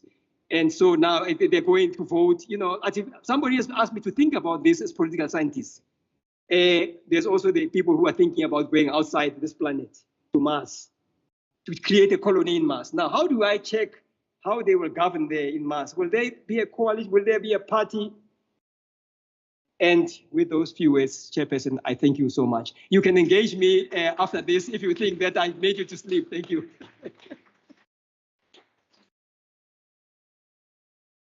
Thank you so much, Prof. Mapunya. That was another interesting reflection on coalition politics, ladies and gentlemen. And I also like the suggestion that you've made that these discussions shouldn't just happen here at the provincial level, but we need to take them to the townships and the villages. Unfortunately, we have our executives here. We're going to propose it so that we do it. And also another point that you have mentioned about public trust. It's been declining for a while now. And I mean, it's due to the weaknesses that a lot of citizens have identified in government, and also poor service delivery in some respect. And you just also reminded me about something which is very critical, whether we still need political parties, or are they still the vehicle for liberal democracy? Just last month, we had a stakeholder engagement in Tswana, and young people were given an opportunity to voice their opinions and just talk about the state of hung municipalities. A lot of them made it clear that they don't see the need for political parties. They were leaning towards a constituency-based system. So they were just like, maybe just have a community-based, type of system. We elect you as a leader, and we hold you accountable if you fail. We give you a program. So a lot of young people were just convinced that they just don't see the need for political parties. They don't have confidence. And some even went as far as to say the leaders, they were concerned about the caliber that you find in municipal councils. So thank you, Prof. Now I'm moving to our last respondent, which is Dr. Poe. Over to you. Good afternoon, and trust everybody's still awake. Let me just try to time myself so that I don't go over. All right. No, thank you so much, firstly, for the for the engagement, for the idea, of discussing this, is particularly at the legislature, because I believe, especially for Gauteng, especially from the admin perspective, you guys are probably going to be on the receiving end, are going to be most tested post 2024, but I'm not making a prediction, I'm just saying. So please don't hold me to that. I'm going to try to give my comments in two ways. One, I'm going to just give a general response to what I've heard from Prof Booysen. And then I'm going to just elaborate a bit on the 3 points that she touched on. But what I did is that I probably renamed it for myself so that it kind of makes sense. And then just give a few pointers. You're more than welcome to disagree with them. I'm unlike Prof, I come from the policy background. So we're more eager to give solutions and to kind of make fools of ourselves with predictions. So I'm more than welcome to be made a fool after 2024. I will not hold it against you. That's not an issue. Just the first general point, because the title of today's discussion based on Prof Booysen is Evolving Coalition Governance in South Africa, Dimension, Lessons, and Prospects. So after having listened to her, the first point that came to mind is I think we probably need a better genesis of coalition is needed. And by that I mean, if you go to most libraries, Prof, everybody will tell you about the faults of the ANC. I mean, it's not a miracle anymore to say the ANC has many faults. We know that. But I think what's probably missing in the discussion about coalitions, because if we claim, I'm not a Democrat, by the way. I'm a functionalist. Whatever system works, that's me. I'm not married to democracy. But I was told, using our constitution, that the thinking was always that when one dominant party recedes, an opposition or a myriad of oppositions were going to come up. Now, if that was true, I'd make the argument that we don't need coalitions. Because last time I went to the ballot box, there was no X for coalition. I probably take a contrarian view, which says, because everybody speaks about coalitions as though it's a fait accompli. Well, as an average citizen, when I went to the ballot box, I didn't see anything marked X for coalition.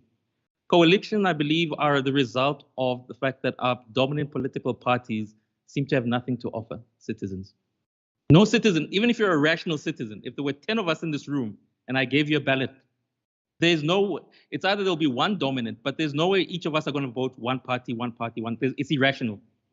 So I think the first thing we probably do need to get away from is this idea that people are voting for coalition. No, coalitions are, as Prof said, it's a post-facto incident that happens. Which then touches on the second point, which is we've got 257 municipalities in South Africa. 5 metros are hung, 17 districts are hung, 61 local municipalities are hung. So all in all, we've got 83 hung municipalities. What makes this the case? Now, Tshwane, which is where I always say home is the Vaal. I never get away, home is the Vaal. I'm only in Tshwane because of marriage. So that's a coalition of sorts, which that's how we go with it. But from what I remember from the first time this idea of these coalitions, especially at local government level, was made, was the African National Congress made a mistake. They put a certain individual who is now a minister as the face of their political party campaign. And the citizens, as you say, intra-party, protested against that. If you don't know who I'm speaking about, I'm talking about Minister Toko Didiza, right? And you'd also need to know what was happening in Tshwane at the time was after the current Minister of Electricity left in a bit of a controversy, shall we say, and he got his new election, you would know that the ANC was not well in Tshwane. So in as much as, yes, we should look at what's happening with coalitions, we also need to ask what's happening internally within parties. Now that's the ANC. Let's park the ANC for a while. The Democratic Alliance in the Western Cape. Because if you look at a lot of these hung municipalities, a lot of them come from more rural areas in the Western Cape. Why is that the case? Because I thought that DA was all conquering in the Western Cape. Could it also be that, speaking to a colleague of mine who's a civil engineer, he said, if you actually look at the makeup of a lot of those municipalities, they're poorer in their makeup. So that's another dimension we actually haven't looked at, which is to say, maybe in places that are poorer, where resources are more limited, and politicians seem to be a bit away from the urban areas, your Cape Town, your Joburg, it sort of does make sense for them to come together, because at the end of the day, it's a community of we all know each other. your aunt and my aunt have got some relation or another. So this idea that hung municipalities, I don't think we've done a proper investigation to say what's the makeup of these hung municipalities in rural areas of South Africa. Now, the most rural area I know, some of us who come from the Vaal, we're accused of coming from the farm, it's quite simple. People do see the good that the Democratic Alliance is making in the Mid-Vaal. You'd be a fool not to do that. But even with proof before their very eyes, in Mfuleni, they refuse to go in a different direction. I know there is a coalition of sorts which is there, but just speaking to ordinary people, it goes back to the same point I made when I started about this. No South African is voting for a coalition. It's a post-ipso factor. So I think that's just maybe the second point I just wanted us to just not gloss over, but just we actually have case studies as Prof Booysen has given us. But I think we need to do probably tease out a bit more what makes them unique. Then the third point before I get to my expansion is failure to learn, failure to prepare, and the role of faulty elites. As I said, if you then believe my hypothesis that what we're really dealing with in coalitions is a post-ipso factor, basically dealing with faulty elites. And faulty elites, maybe you and I are part of it. I don't know who carries what label now. And after yesterday's ruling that cadre deployment is gone, well, not gone, but it's a bit under, let's say it's a bit under duress. Maybe some of you will no longer be elites. I don't know. But the point is to say we really do need to look at the issue. It says, how is it that our elites have got us here? Because if you do believe my hypothesis that it's a post-ipso factor, then I think the most obvious place to start, outside of how we got there with the failure of our political parties, is what is the makeup of our political parties, the elites of our political party, which brings me to the first point. Prof Booysen, in her presentation, calls it the first set of maneuvers that preeminent contemporary politics. I just kind of put it into a more understandable version for me, which is what's South Africa's political culture?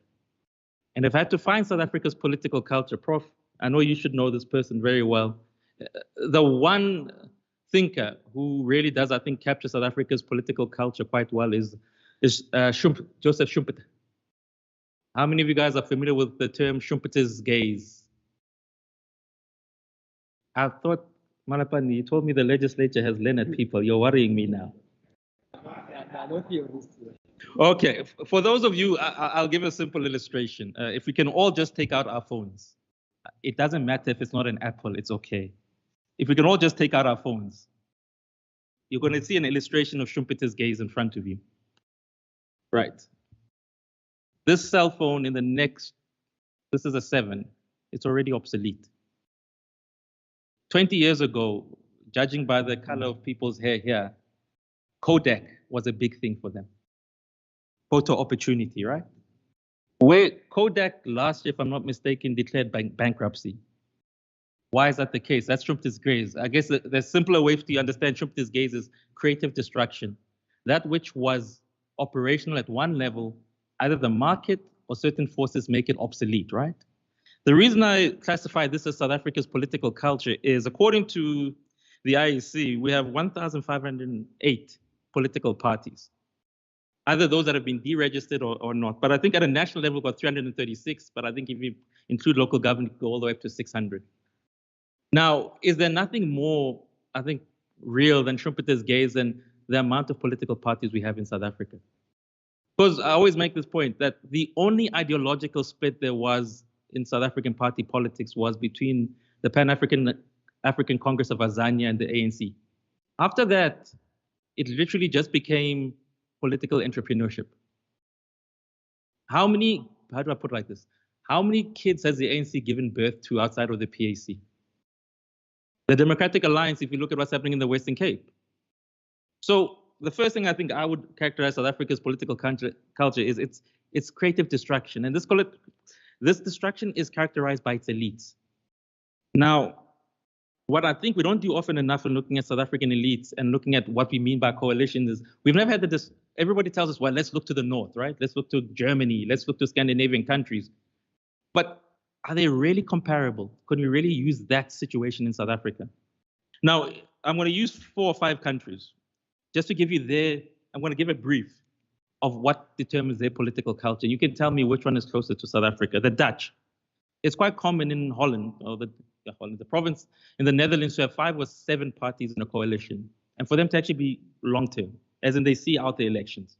Obviously, now it's changed because of the changing climate of Europe, But that's quite normal in the Netherlands. Belgium, coalitions don't last. It's a bit like the city of Joburg and Tshwane. It's actually quite normal in Belgium that they will split up 2 or 3 months. Germany, it's the Germans, you guys kind of know what happens. Three parties max usually, but it does tend to see it out its term. This current one is a bit unique in that the ideological spectrum is so wide that it's a bit of a miracle that it's still together. Now, the British, they absolutely abhor coalitions. Because the British system is a bit like the South African system. It's very adversarial.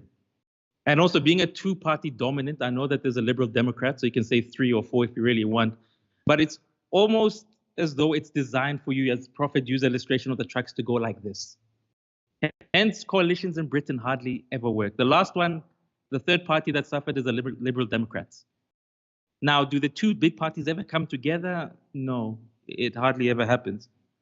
So between Northern Europe, you can decide which one is closer to South Africa. But the one I find most particular is, and I think it kind of something which is closer to home, is a Kenyan example.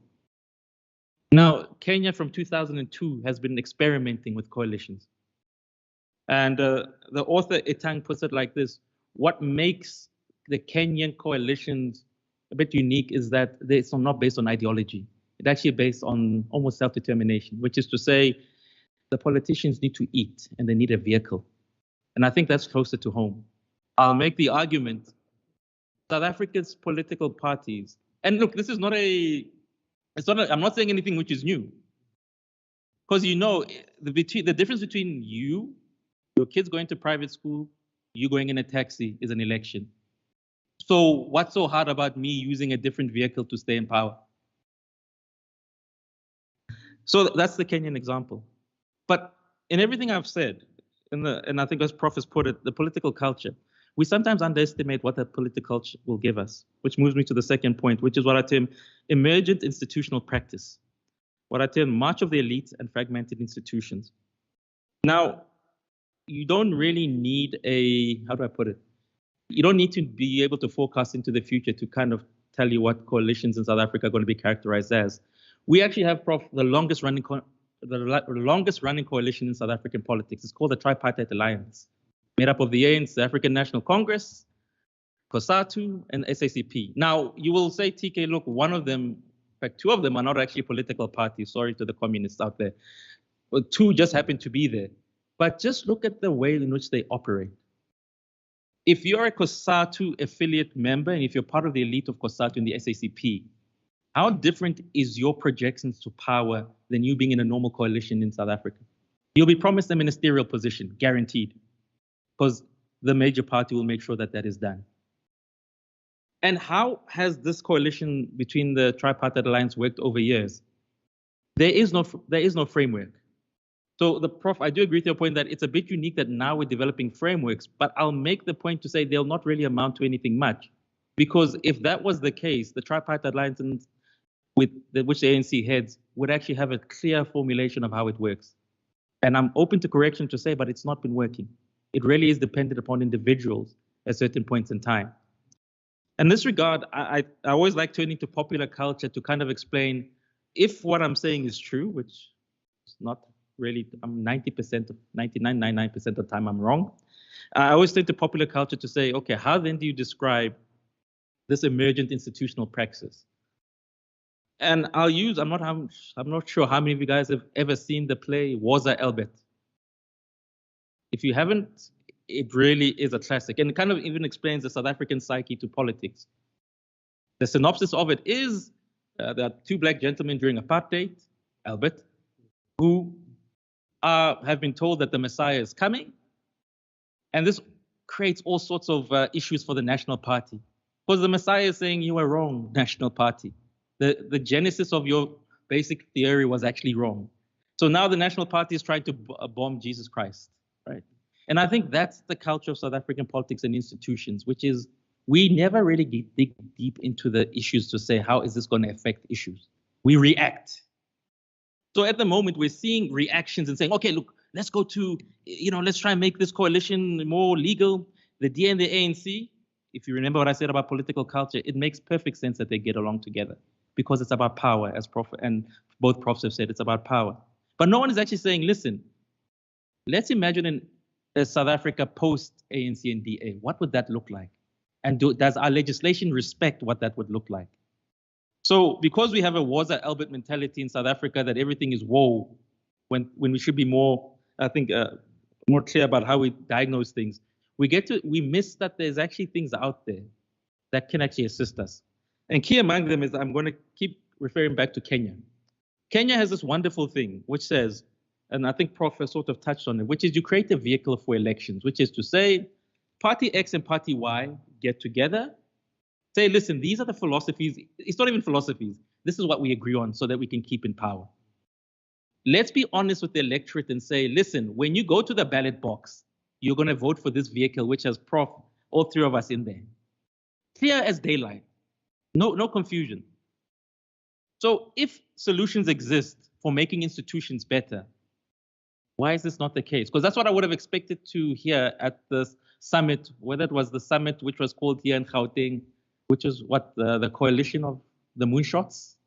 And now it's got a different name because Prof Gumede, who's at my institution, said, look, it's better to call it something different, or what was called in Cape Town.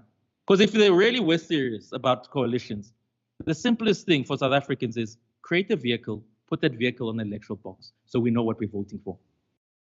So this is not very complicated.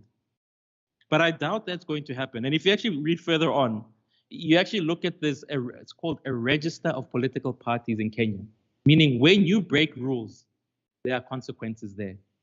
Now, I prefer you going to the register. It's almost like you going into marriage together to say, this is what we're going to present. I like that model. Better than me expecting that two political parties after the fact are going to get together and say, let's do this. Because in truth, what you don't want, and I think this is always the fault of South Africa, is that we over-legislate things too much.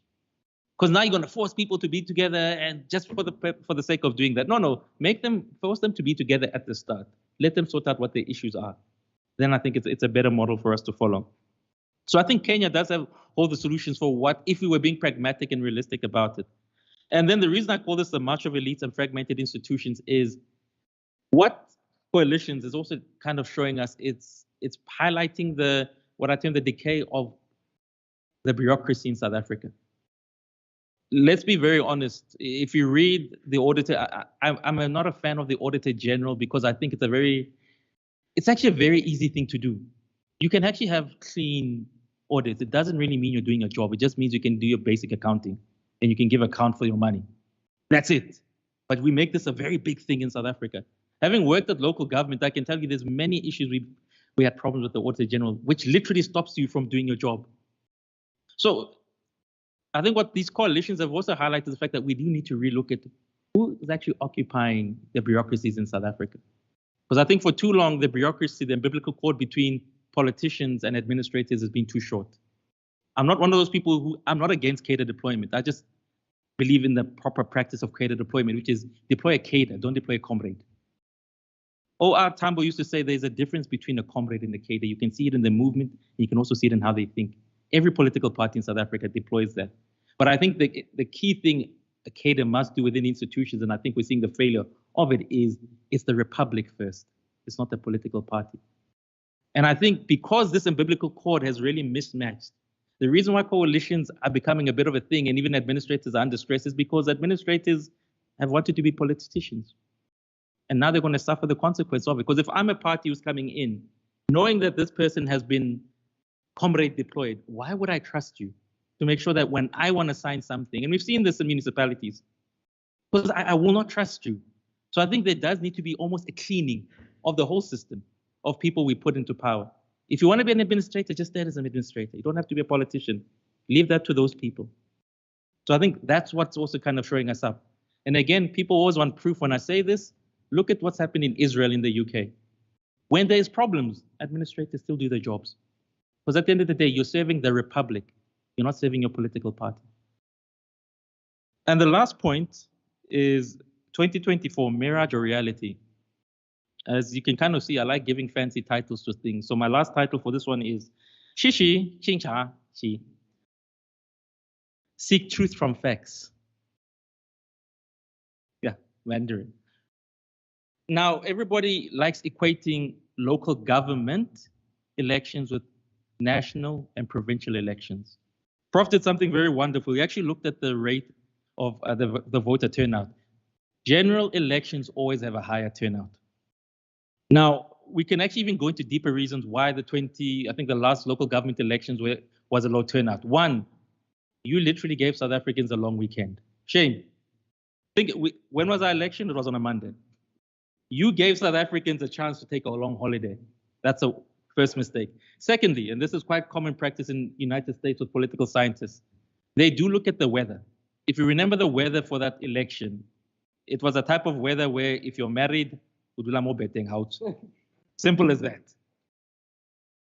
Okay, for those that need a translation, it's baby making weather. That's what it was termed. Yeah. So it was quite obvious that the numbers were going to be low. But when I say seek truth from facts, is I want us to separate national and local government. Because this is standard practice around the world. You don't mesh two elections together because it's two different things. I might not philosophically like the Freedom Front Plus, but you can find my counselor is a bloody good counselor who comes from the Freedom Front Plus, and I've got no problems voting for them. National is quite different. National, you think triple BEE can go. Different permutation. You think trade, right? Because certain political parties have announced themselves to say, look, international relations, because they haven't even got to the permutations of it, have said, listen, we could literally leave BRICS if we become part of the government. So it's different thinking altogether. So if you believe my hypothesis that we need to kind of leave it a bit out, when the turnout is higher in South Africa, I think we kind of all know where it kind of goes. But I think what's more important is for us to consider what this thing could mean provincially. KZN is going to come into play. I used to study in KZN. When I studied in KZN, it was, you said Nkata, it was like they thought Nkata was dead. There was never going to be Nkata coming back to life. Nkata is very much alive, right? The Western Cape, Prof sort of touched on it, that if you look at the numbers of the West, I always assume the Democratic Alliance had 60% in the Western Cape, but it's actually 55, but it's been on a downward trend at 55. So what for me kind of sort of make it interesting post-ipto factor is coalitions might also take a regional dimension of what South Africa might look like. Is that a positive or is that a negative? I don't know. Because if we now have certain areas which, as Prof says, might become multi-party, how long before they start to think, is Pretoria really the right representation for us? Right? You started to see during the taxi strike in the city of Cape Town. And look, the Western Cape has been pushing for this, to say, listen, we need more freedom to do things. And the reason kind of makes sense. If national government is failing, the closest thing to government is, some might say province. My argument is I believe we should just get rid of provinces altogether. And that money should be reinvested in local government because that's where people live. But as I said, I'm not here to give correct permutations. I'm here to say, if you think I'm wrong, I'm more than happy for you to tell me why. So thank you, and I'll just end it there.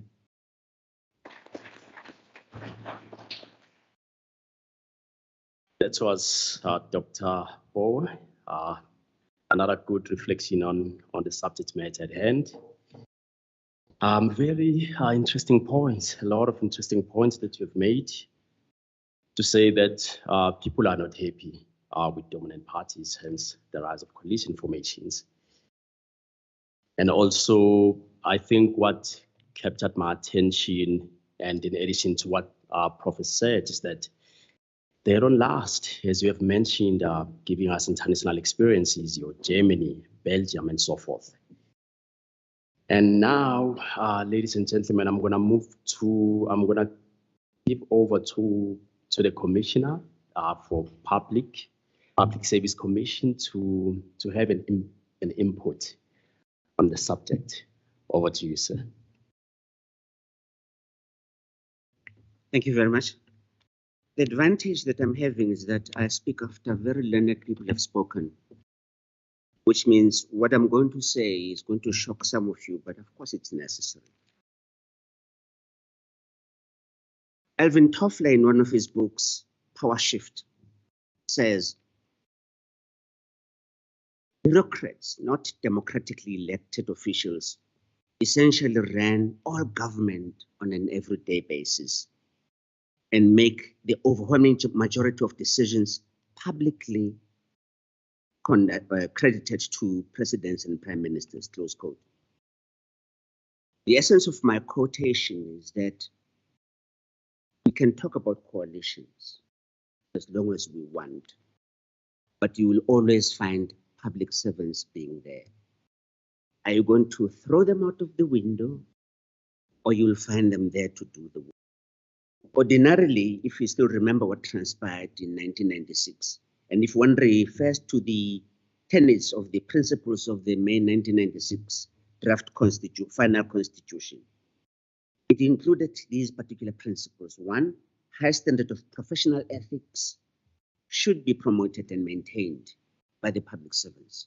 Two, that good human resources management and development should be cultivated. Three, efficient and effective use of resources, development-oriented public administration, impartial and equitable provision of services, public participation in policy making, and finally, the transformative journey of the public service can be traced back to the dawn of our democracy in 1994. Indeed, when we started in 1994, there was a government of national unity. I used to be a member of the provincial legislature then in 1994 to 1998. And of course, there was a government of provincial unity. And what it did is that come 1996, February, it crumbled, precisely because the Nationalist Party decided to quit for a variety of reasons, which I'm not going to go into. But what is very instructive is the fact that as we speak now, there's a piece of legislation, or three pieces of legislation, the Public Administration Management Act, which is being amended, Public Service Commission Act, and the Public Service and Administration Act. These three are quite crucial because on the one hand, they're talking about the professionalization of the public service. And they extend the mandate of the public service to include state-owned entities. It includes local government. It also includes all its entities, in other words, your entities in the municipal space, including at the provincial level. Essentially, what it means is that the public administration is being consolidated to make sure that there's one uniform arrangement and there's portability of skills. You can have a municipal manager or a city manager being moved to become a director general and vice versa, depending on need, responsibilities. At the point at which the politicians will be slogging it out and bleeding each other's noses and getting blue eyes and what have you, the administration remains. Regardless of which party wins, when it comes in, has its own manifesto. The state of readiness of the public servants should be such that they would have read all the manifestos in case a particular party emerges and be able to implement the decisions of the party that ascendancy. For us, that is absolutely critical. But you can't have that if the public service is not professionalized. Now, what am I trying to say? I think Dr. Poet touched the very crux of the matter to say that it doesn't matter which party comes about because coalitions are normally formed after the elections. It's like hedging your bets. If I get that 1%, so-and-so has the 9%, I may have to think about getting to alliance or any other permutation that may come about. So it's dependent upon the outcomes of the elections. Now, if you lock yourself into an arrangement prior to the elections, you're going to find that you don't even reach the threshold of just 51 or 50% plus one. The done deal, the party that has majority is going to decide what is going to happen. It could be the status quo, we do not know.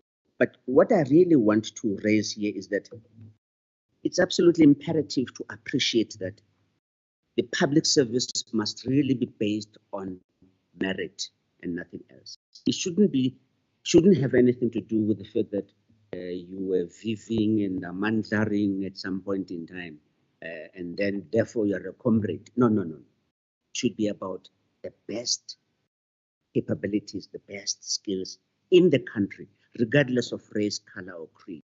to be part and parcel of the public service and be able to run the matters of state and ensure that we have the best services that can be. I thought I should just add that spin because I looked at the time, it's 3:15, supposed to be finishing at 1:30, but I'm sure we can be able to have an. Thank you very much.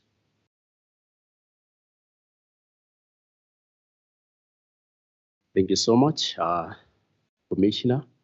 So the Public Service Commission is one of our key stakeholders in the institution. So we always appreciate their input and their advice. And of course, I totally agree with you when you say that public service should be based on merit, because I think that's how you wanna get things done. You'd be able to get things done.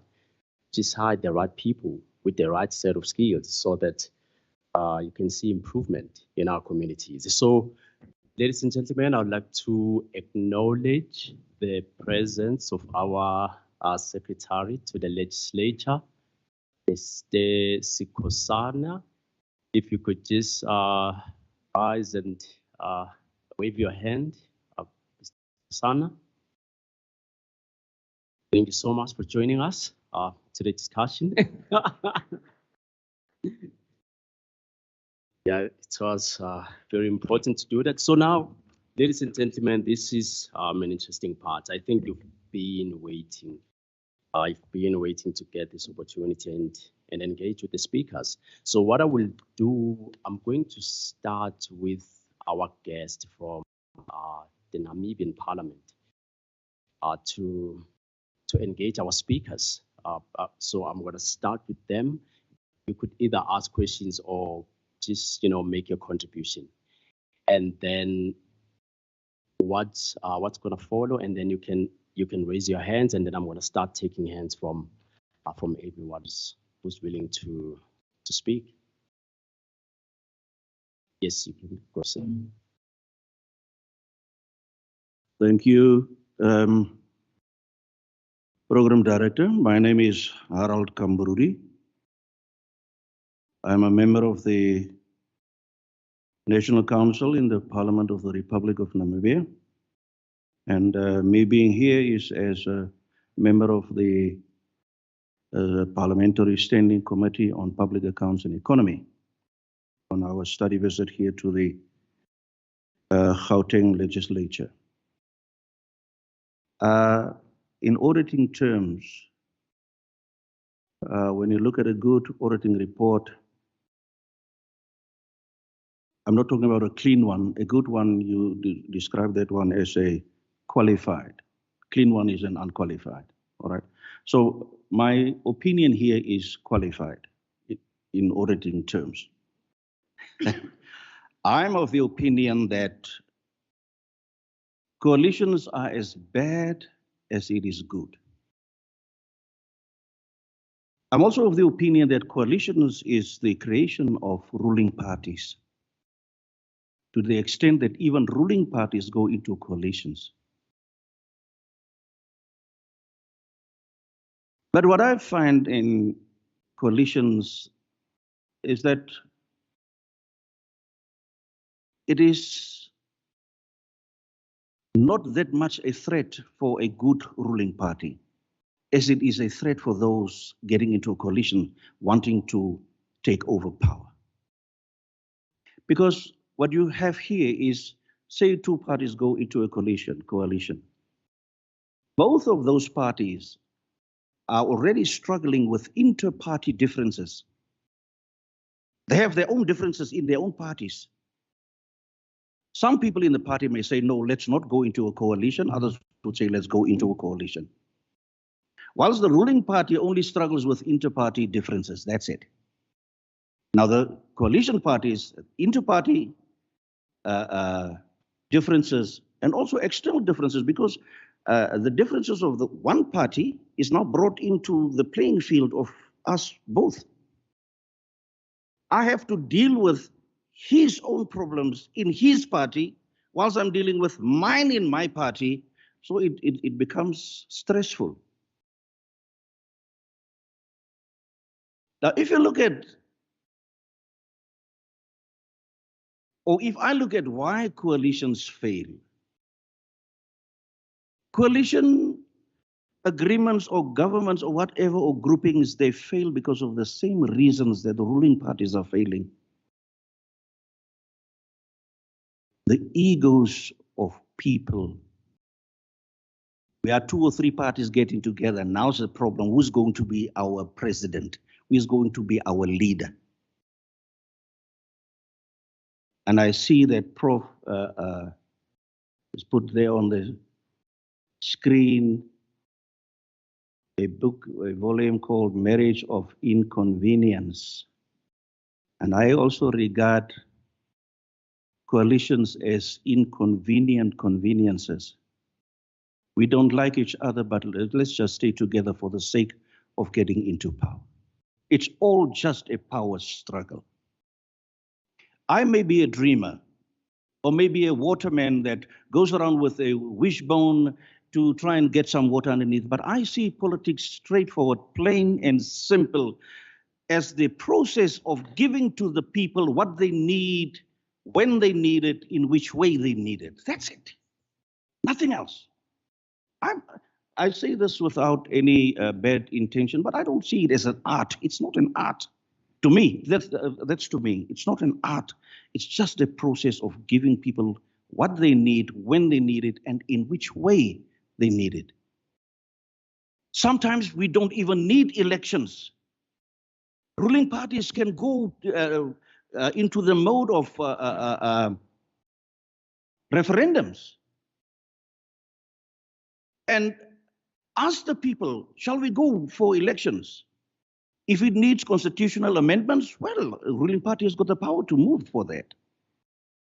But it seems to me as if the curse of African ruling is holding us back. There's generational curses of ruling parties to be in power forever. And they say it, we will be in power until Jesus comes. They say that. But look at the history of African politics.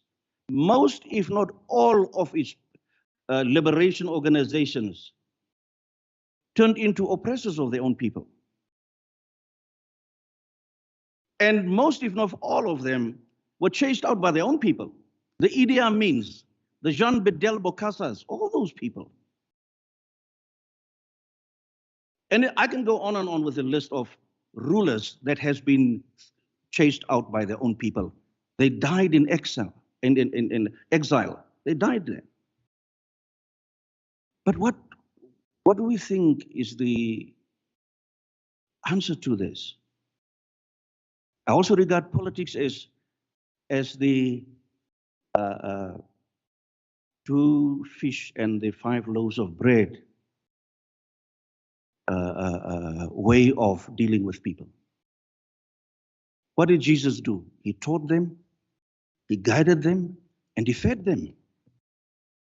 That's all.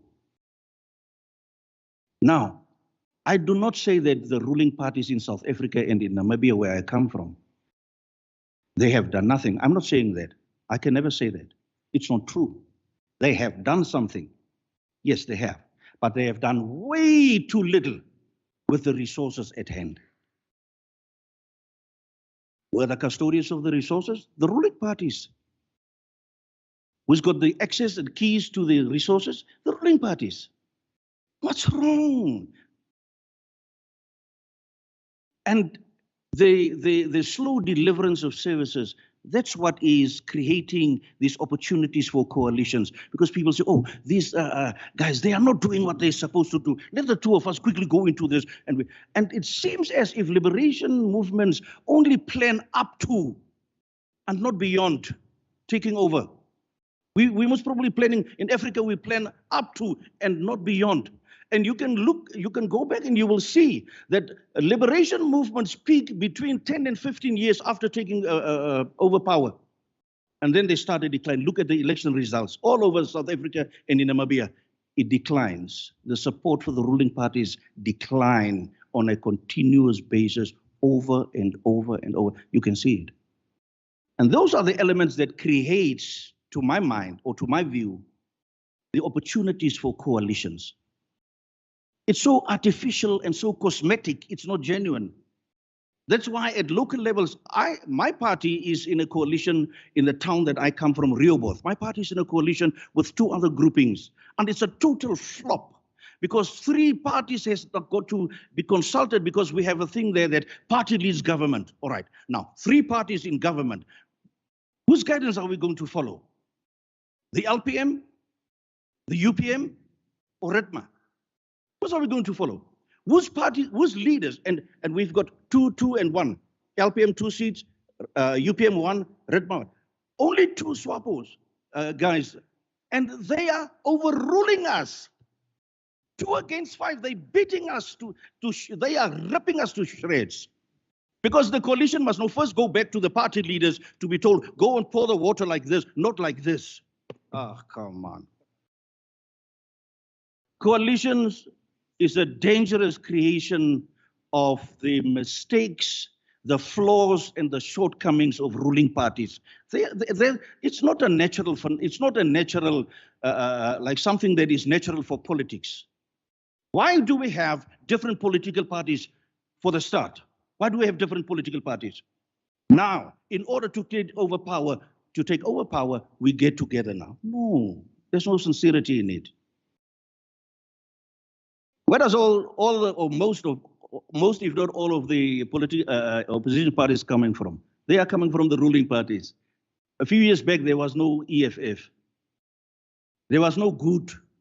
There was no COPE. There was no DA. There was no PA. They're all coming from the ruling party.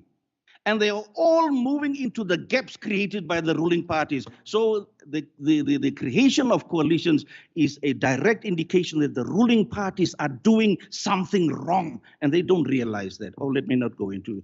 Thank you very much, but that's just my 2 cents on it. Yeah, thank you very much.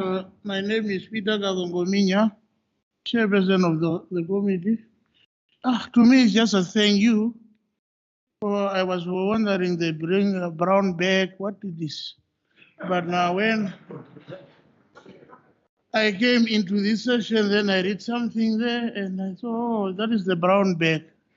And then my professors here and the doctors here was also saying, we are also expanding on the brown bag because that is the future that we are having. We have the red bags that did really not expand. Now we are in the future and we have to expand on the brown bag, looking into the realities. And then when we talk of coalitions, there is nothing interesting in coalitions. It's just trying to do better than what we could not do with the red bag. And to do better, the professors have already put it, how can we do better? And my commissioner here have put it. We can only do better when some of us are very realistic and very genuine in our cause, because having people in our offices that are also politicians make it also very difficult for all these things to work, as it was also put by all my experts there. But really, in my journey to my neighboring country and also my homeland here in Gauteng, because I'm from Namibia, and South Africa and Namibia have got the same strategies. And we have come to learn that, we are thinking that coalitions and whatever is happening is a secret. We should not speak loudly about it. But here we come to know that now that is a discussion for the future. If we are, because next year, as you are going to the polls, we're also going to the polls. But our people want services, and services is what makes things very difficult now. Because in the past, we think we can just come into government and just be rulers. But at the end of the day, I'm more interested in waterland, and that's what my professor has said. So if you cannot provide that for me, then you mean nothing for me also. Then I have to choose another vehicle that I can use in order to get water. And that is what we should learn. And when I'm going back, I really take it up as something that we need to start discussing it at our platforms, so that we can also enrich the brown bag and then take knowledge from the brown bag. Thank you very much. Thank you so much. I think you're going to be the last one, sir, for for those inputs. And then now I'm gonna allow the House because I'm taking the time and it has gone by. And also some of us, if the food is here, our attention, my attention may, yeah. So I'm opening the floor. Let us engage our speakers. Start noting a hand. You're gonna be our number 1, and then you're gonna be our number 2, and then you're gonna be our number 3, and then number 4, number 5. And then this is the first round. I'm gonna allow the second round. In that order. Thanks. It's Tato from Tshwane. I think change is pain, and we must agree that as Africans, we come from a different background, that we also introduce something new, which is democracy. I think we must also take into history how we rule ourselves and how colonialism has also changed our perspective of seeing things. I think as a third world country, we always want to behave as a first world country, especially as South Africa. If we go back some few years back, we had a concept of globalization, and maybe I'm going to the doctor there. The phenomenon of globalization, how things were rapidly changing, and the speed that as a country we were moving towards the change. Technology got into us. We don't have the infrastructure for the technology. If we are consistently saying that in the rural areas we don't have the development, but we only have it in one area, which is the urban area, then it tells you that we're only looking at the one platform, which is the urban area, but forgetting the rural. And when we focus somewhere where we go there, there's one holy person in South Africa by the name of the Honorable Nelson Rolihlahla Mandela. If you go to any rural area in South Africa and ask who's Tata, they'll say the one with the spear. Yeah, that's how people will portray Nelson Mandela. So when we go to the elections, it's easier to say you're going to lose your social services or your social grants. And people, because of the third world status, they then tend to say that, no, we'll vote for the ANC to keep our social grants as the only means that we have to survive. And there's nothing more to that. It's the only means. But I think how we see collusion, government, maybe I'm from Tshwane and I might say something different, but I also like to differ with you in terms of what happened in 2016. When Tshwane, before we went to coalitions, we first saw it coming from us getting Mitsweding into Tshwane. It was a political decision to say that the elites are losing power in Tshwane. And it was a study that was conducted by the ANC in Gauteng to say that we are losing. But for us not to lose, let's incorporate Mitsweding into Tshwane. So by so doing, we then got this leeway or this margin of saying that we will stay in power. And yes, we did, but we knew that the decline was coming. So we saw it coming. So it was not on the basis of Togo Didiza, Mapiti, and Spook. No, it was on the decline because people wanted service and the service was not coming. We also have the issue of migration. People come to Gauteng for better opportunities. And it goes back to my entry point of the service in the rural areas. If we're not servicing the rural areas, we'll always have the urban areas that are overpopulated, and that is always a disaster. So in terms of power changing there, it will then be something that is happening so fast. I'm trying to be as quick as possible. But there's one thing that I just want to focus on, the multi-party system. You remember there was one case in Parliament where one was voting with his conscience. In South Africa, we don't vote for individuals, we vote for parties. Then doctor says that no, nobody goes to the ballot and vote for a coalition a pact or a coalition government. Yes, but nobody also votes for a president. We vote for a party, then the party will decide on the president. We don't vote for a president. So the ruling party doesn't want to lose power because it's the only thing that they know. Let me give you an example. Since 1994, ANC has been in power. Whether it's about the bureaucrats. As you wrap up. Okay, yes. Whether it's about the bureaucrats or the people in charge. But for the mere fact that the ruling party will be the one that appoints the bureaucrats, it also gives the ruling party that leeway of developing policy that will work for them. Thanks. Thank you so much. Next. Thank you very much. My name is Zingisani. I'm from the city of Ekurhuleni. Just one question and a comment.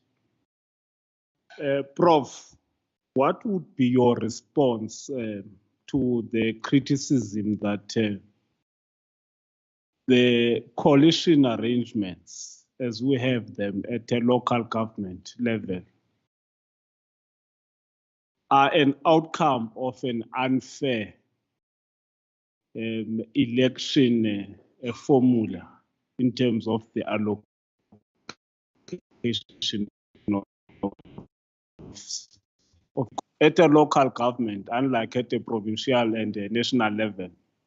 The system is a mixed one, where it's a first past the post and the proportional representation. But when it comes to seats allocation, the first past the post outcome are not taken into consideration.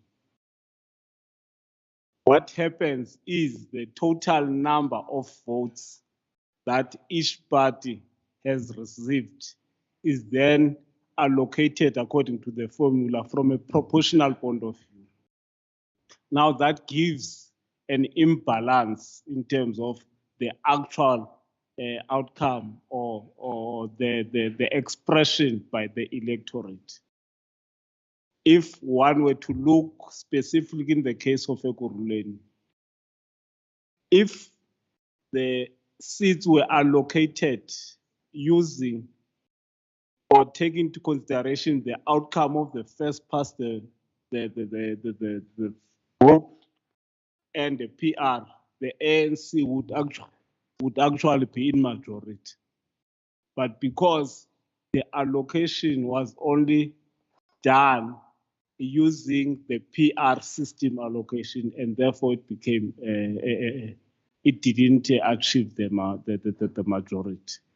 In terms of the comment, I think one of the reasons that contributes to the instability of the coalitions, it's because in our country we do not have strong institutions that support democracy and ensure that democratic outcomes are not manipulated. Leaders of political parties would want to get into power, not for purposes of serving the electorate, but to access the cookie jar. That is the problem. And we do not have institutions that monitor that and ensure that even if you access the seat of being a mayor, you are not going to be a beneficiary of supply chain processes such that you are going to line your friends, your relatives, and be the ones that receive tenders or receive quotations or whatever. So I think if we do not address that aspect of not having strong institutions, we are still going to have instability in coalition governments, whether it's at a local, provincial, or national level. Thank you.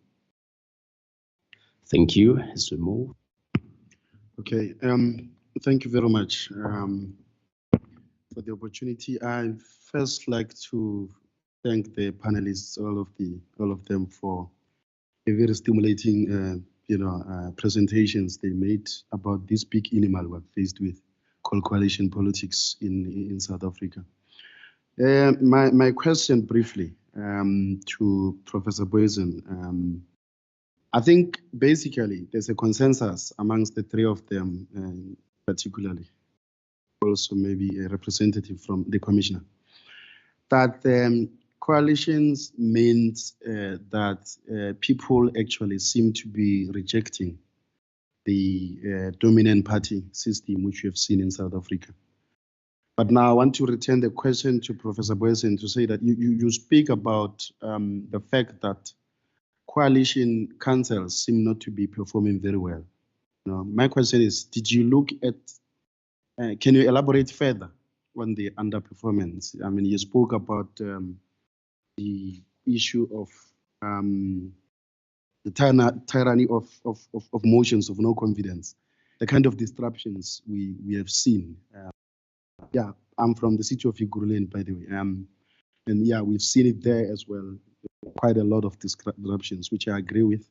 But you also talk about the Auditor General's performance on the annual, financial year 2021-2022. I kind of a bit worried there, because even if you go through the consolidated report from the AG, they are very careful, because the financial year when the election came in 2021, they were only left with 7 or 8 months before the end of the financial year. So I don't think it's a very clear barometer to measure performance of coalition councils, in relation to that. Because even if you go through the report, they are very careful to say that coalitions had any impact. And I think they're also saying that even previously, the first financial year after elections, it's very difficult to determine whether the party would perform in terms of the audit outcomes. But my other question I wanted to ask, what are the chances, therefore, given the fact that it seems the electorate are rejecting the kind of political system we had? What are the chances that the coalitions would end or result in good performance for this council? But I think Professor Mapuni was very clear that we can't predict. And I wanted to say from international experiences, what can we learn? But also, I think Dr. Poe answered my question very clearly to say that I think you're saying that it's not clear, we don't know, but there are quite a few models. I like the Kenya model, which actually you are mentioning, which I think I learned a lot about that. Maybe, we must just keep learning. We'll find the solutions. Thank you very much. Thank you for those questions. Next. Good afternoon. My name is Tokologo Ramodibe from the Electoral Institute of Sustainable Democracy in Africa. For short, it's ISA. My question is for you, Dr. TK, mainly because you and I share a nickname. I am also called TK at the office, so I thought who best to answer my question than my own namesake. I think I agree with you, Doctor, when you say that the ANC is not, as much as their voter share is declining, they are not in decline, because if they were, they would have to be one other party surpassing them, and so far we're not seeing that. And if we look at other examples, and I will help you, sir, to give you other examples, international examples, not too far from us. We don't even have to go as far as Kenya. But if you look at examples such as Zambia, you look at examples such as Lesotho, which have tried to establish coalitions themselves to overcome and overthrow the ruling party and failed. It only took a couple of years later, last year for Lesotho and 2021 for Zambia, for one single party to overthrow the ruling party, which highlighted that the ruling party was no longer in power. And to accept your point, Prof Booysen, where you said that coalitions are used by bigger parties to retain power. So if we are going into a scenario where we are predicting coalitions, then I don't think there will be the overthrow of the ANC. So then to my question, which is to you, Dr. TK, do you not think, or if we are saying that we are predicting that there are going to be coalitions in the election to come.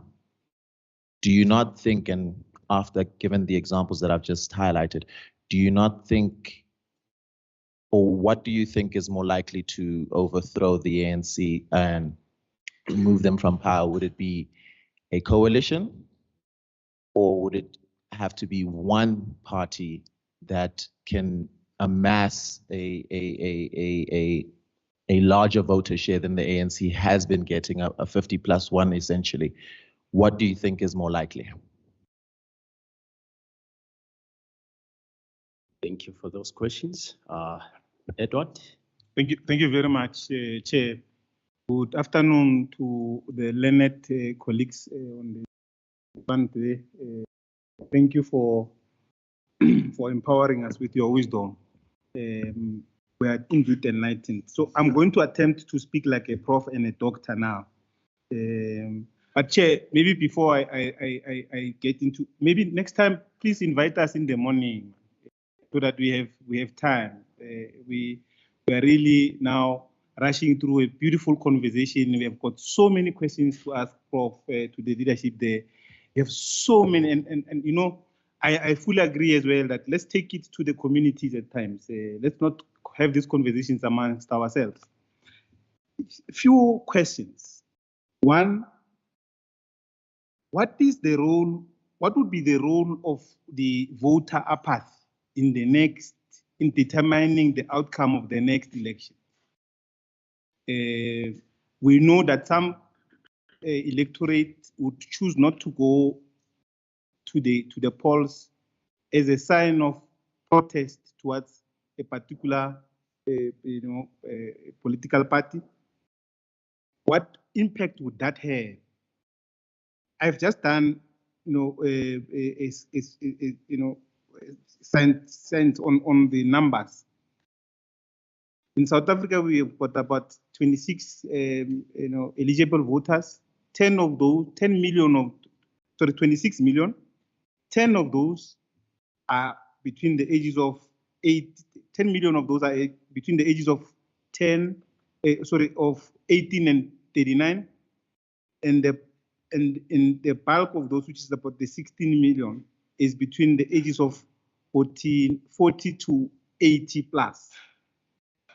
And between the ages of 40 to 80 plus, you'll call those, I think, regular voters to what we call the ANC.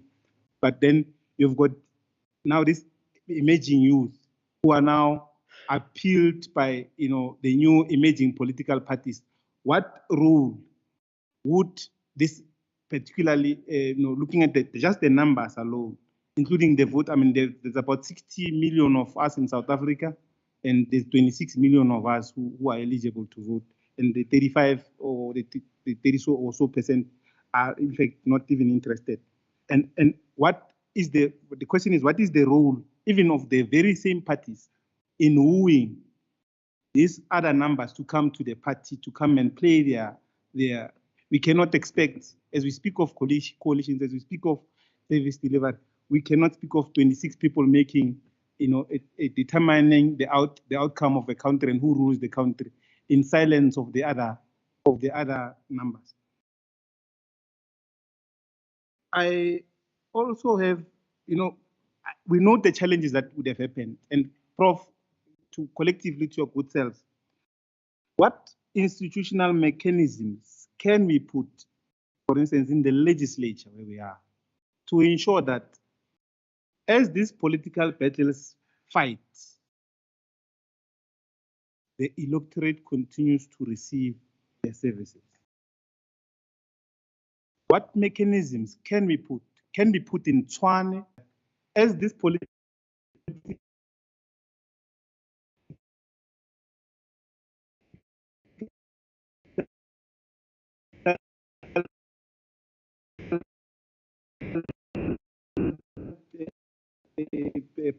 today, I'm sure this week, this year, this month, the Gauteng legislature, Gauteng is celebrating clean audit. But the fundamental question I still ask is, what is the impact of the very clean audits? And which I think I would want to hear your view about.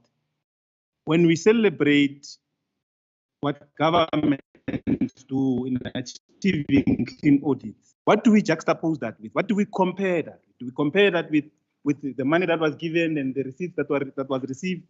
Or do we compare it with the service that money was meant to serve a child in Limpopo to buy them toilet paper to go to the toilet or so?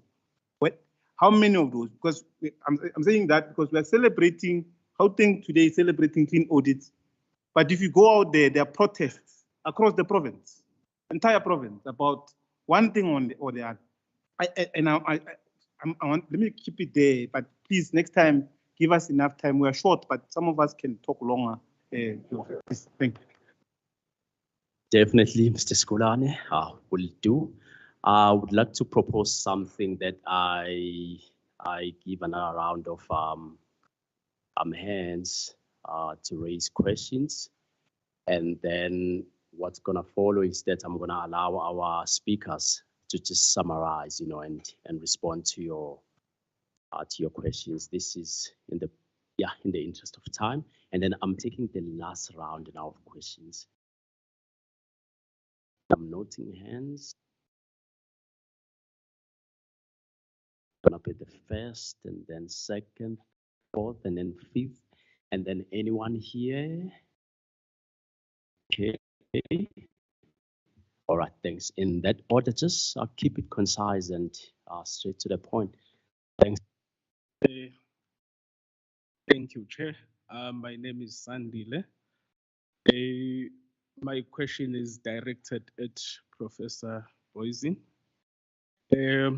So in your presentation, you mentioned that here in South Africa, we have a sort of informal setup for coalitions. So with now independent candidates coming in, and they are required to register as parties do when they're registering with the IEC. Are we gonna see now a coalition that involves independent candidates as well as parties, and although the micro parties and briefcase parties? Thank you. Thank you so much, Sandile. Next. Yes. Thank you, Chairperson, and good afternoon, everyone. I don't know whether it's a comment or a question, but it's directed to the Professor, Professor Booysen. In your presentation, and I'm from the city of Ekurhuleni. In your presentation, I think you mentioned that one of the characteristics of coalition governments is instability, which I think also translates to destructiveness. From that, would you then not say that this is characteristic of the crazy demon that I think Professor Mapunye said, what is democracy? And I think I heard him saying crazy demon. Would you not say, looking at what's happening with the configuration of coalition governments in our society, that now we're seeing that democracy is actually not what we thought it was. It's actually destructive in nature, and therefore calling for a consideration of a beneficial system for our society. Thank you. Thank you. Next, brother. Thank you. Tembani Mkhize from the Gauteng City Region Observatory. Let me start by thanking Dr. Nenweli for inviting me here. I have a question. I think to a greater extent, this question is directed at Professor Booysen's, and to a lesser extent at Professor Mapunye and Professor Puwe. I attended the National Dialogue on Coalition Governments, and I attended a session in which you spoke. And I remember that one of the things you said was, let's be careful to not overregulate. And like I think listening to you speak today, you talking about any endeavor to come up with, statutes, legislation on coalition governments or amending the legislation we have is highly likely to be seen as opportunistic and electioneering, so I think basically I don't know. I don't know stance on legislation. I just need to get your insights on legislation or amending existing legislation or coming up with new legislation. What is your stance on that? And basically, when would the right time be for these laws to be promulgated? And yeah. Thank you. I think it's Dr. Malapane. No, thank you very much. I'm Dr. Anthony Tswarelo Malapane, the legislature researcher. Mine, I think it's the easiest one. Representing members. There is a view that even though ANC in Gauteng got a majority, in this term of governance, Gauteng is existing in a coalition government. So with that view, I just wanted to get an input from the professors. What makes it a coalition government if it's indeed a coalition government, according to the view from the streets? And what makes it different compared to these unstable coalition governments that you referred to? And then in adding to that, why is it not receiving attention if it's a coalition government? Thank you. Thank you, Dr. Malapane. Tabsing, you're the last one. Thank you, Program Director. Good afternoon, everyone. Mine is essentially just based on what was touched regarding democracy. When we speak about representative democracy, the voice of the people shall govern. Now, the comments that I've heard, and I like the term electoral coalitions, as to say that the fundamental objective as it is right now is for especially powerful political parties to consolidate power, to continue to be the majority and rule. Now, for me, that seems to turn to say that if today I go and say I'm voting for the EFF because I want my land back, and the next thing they go into a coalition with the DA, which I know is not in alignment to the distribution of wealth in this country, what does that mean for my voice as representative democracy? Should we then say that coalitions, are they enhancing democracy, especially for marginalized groups, or they are just there essentially to consolidate power within the elite group? So it's to just say, is in the paradigm that we are in, is coalition good for South Africa? Essentially, that's my question. Thank you. Thank you so much. Thanks for all the questions. And then, Prof, I'm going to start with you, Prof Booysen, and then you'll be followed by Prof Mapunye, and then Dr. Bowe, and then Commissioner, you're going to be the last one. I wish I had an hour to speak on to each of these questions, so thank you very much. I'm going to be brief and just touch on a few points. And there's also some serious cross-cutting issues here.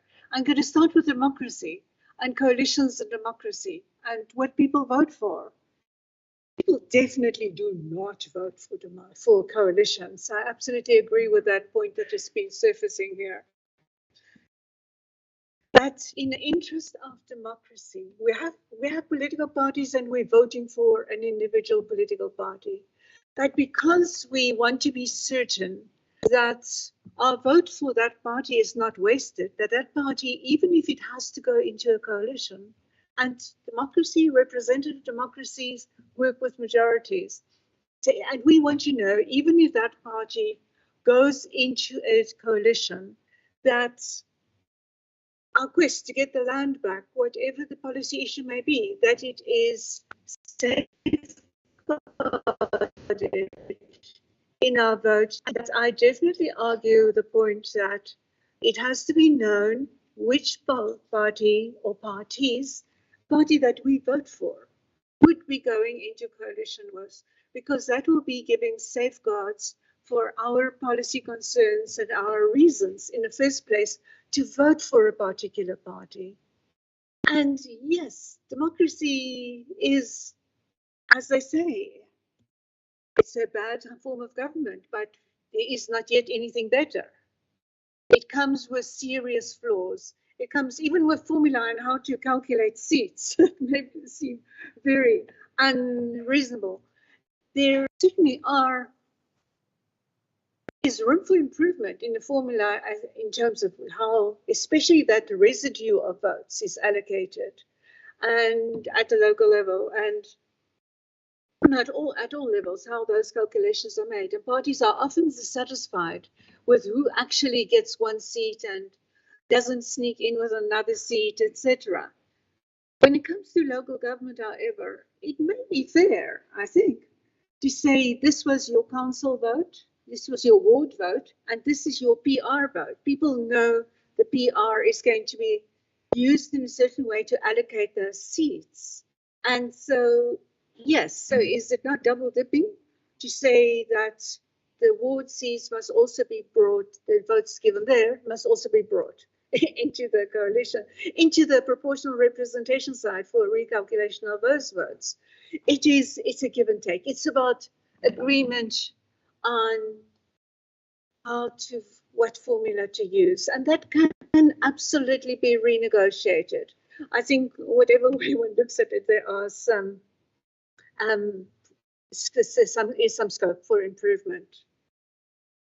Independence, yes, independence and elections and coalitions. So far in local government, just a few independents have been used to chop up big parties, either the ANC or the DA tallies of votes. But here and there, independents or small community parties, which are almost as good as independents, but small community parties here and there have given that top up in one or two municipalities. One I can think of specifically now, they're in the middle of the Guru.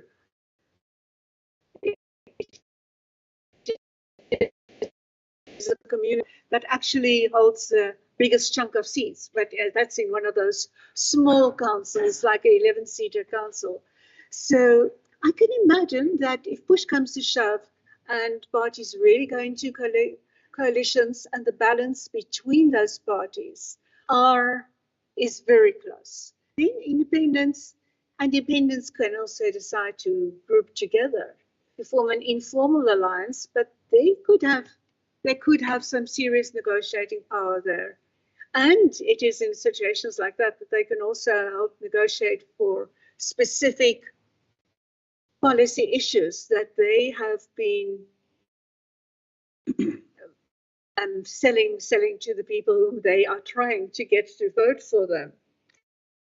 It is going to be a big factor, the age categories of the electorate and whom they go for. It's going to be a big factor in a forthcoming election.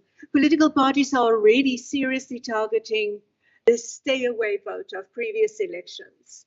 And if we look at the group who's most likely to say they do not intend voting, that is a younger category of voter in South Africa. So if those people can really be mobilized by political parties, come and vote, it can make a big difference to the face of our party politics, that we see emerging from this election. There are so many different issues still, but I think in the interest of time and others, I'm happy to engage a bit more over just after this with further questions. Let me not take more time. Sorry about all the questions I didn't get to. Anything specific you want to remind me to tackle? Not at all, Prof. Okay. I think you have summarized it very well. And now over to you, Prof. Mapunye. Chair, thank you so much, and thank you very much for those questions.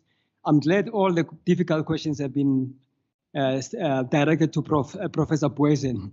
I'm there just to support whatever I said for my sins. the honorable members from Namibia, we thank you very much, for your contribution. Yes, the ego part, even though you didn't ask questions, the ego part in politics is one of those, where somebody says, I will not go to bed with so-and-so because they are my enemy. But after the election, they want to go to bed. So those, not literally, of course, I'm talking politically. Yeah, somebody might say the legislature is discussing people going to bed with someone.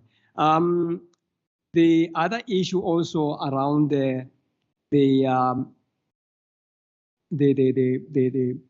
2 fish, 5 loaves, which is in the Bible. I agree with you. You can make it possible with the resources that you have, but only if you are honest. And somebody will say, have you ever found an honest politician? Some of my students normally ask me that question. I'm still trying to answer it to say, but if you come and we take you through the university setup to tell you what politics is all about, what power is all about, what about responsibility and being accountable, all those things we teach you, and even financial accounting management and so on. But as soon as you leave that lecture hall, when you come somewhere else, now you meet people who tell you these 10 anymore. Yes, sorry to disappoint you. It's because we talk about highly industrialized countries or developing countries or poor countries. We avoid the third because we normally say, if we talk about third, which one is second and first? And first, remember, it was the old Soviet Union, then it was the USA, and then it was the rest of them. And many Africans nowadays are rejecting that. The same applies to sub-Saharan. What is sub-Saharan Africa? If you look at it, you can take me on a debate on that some other time. But anyway, I don't know whether South Africans are behaving like a third world country. I think they're just being themselves. They will toy, they will, if they disagree, they are exercising their rights in my way.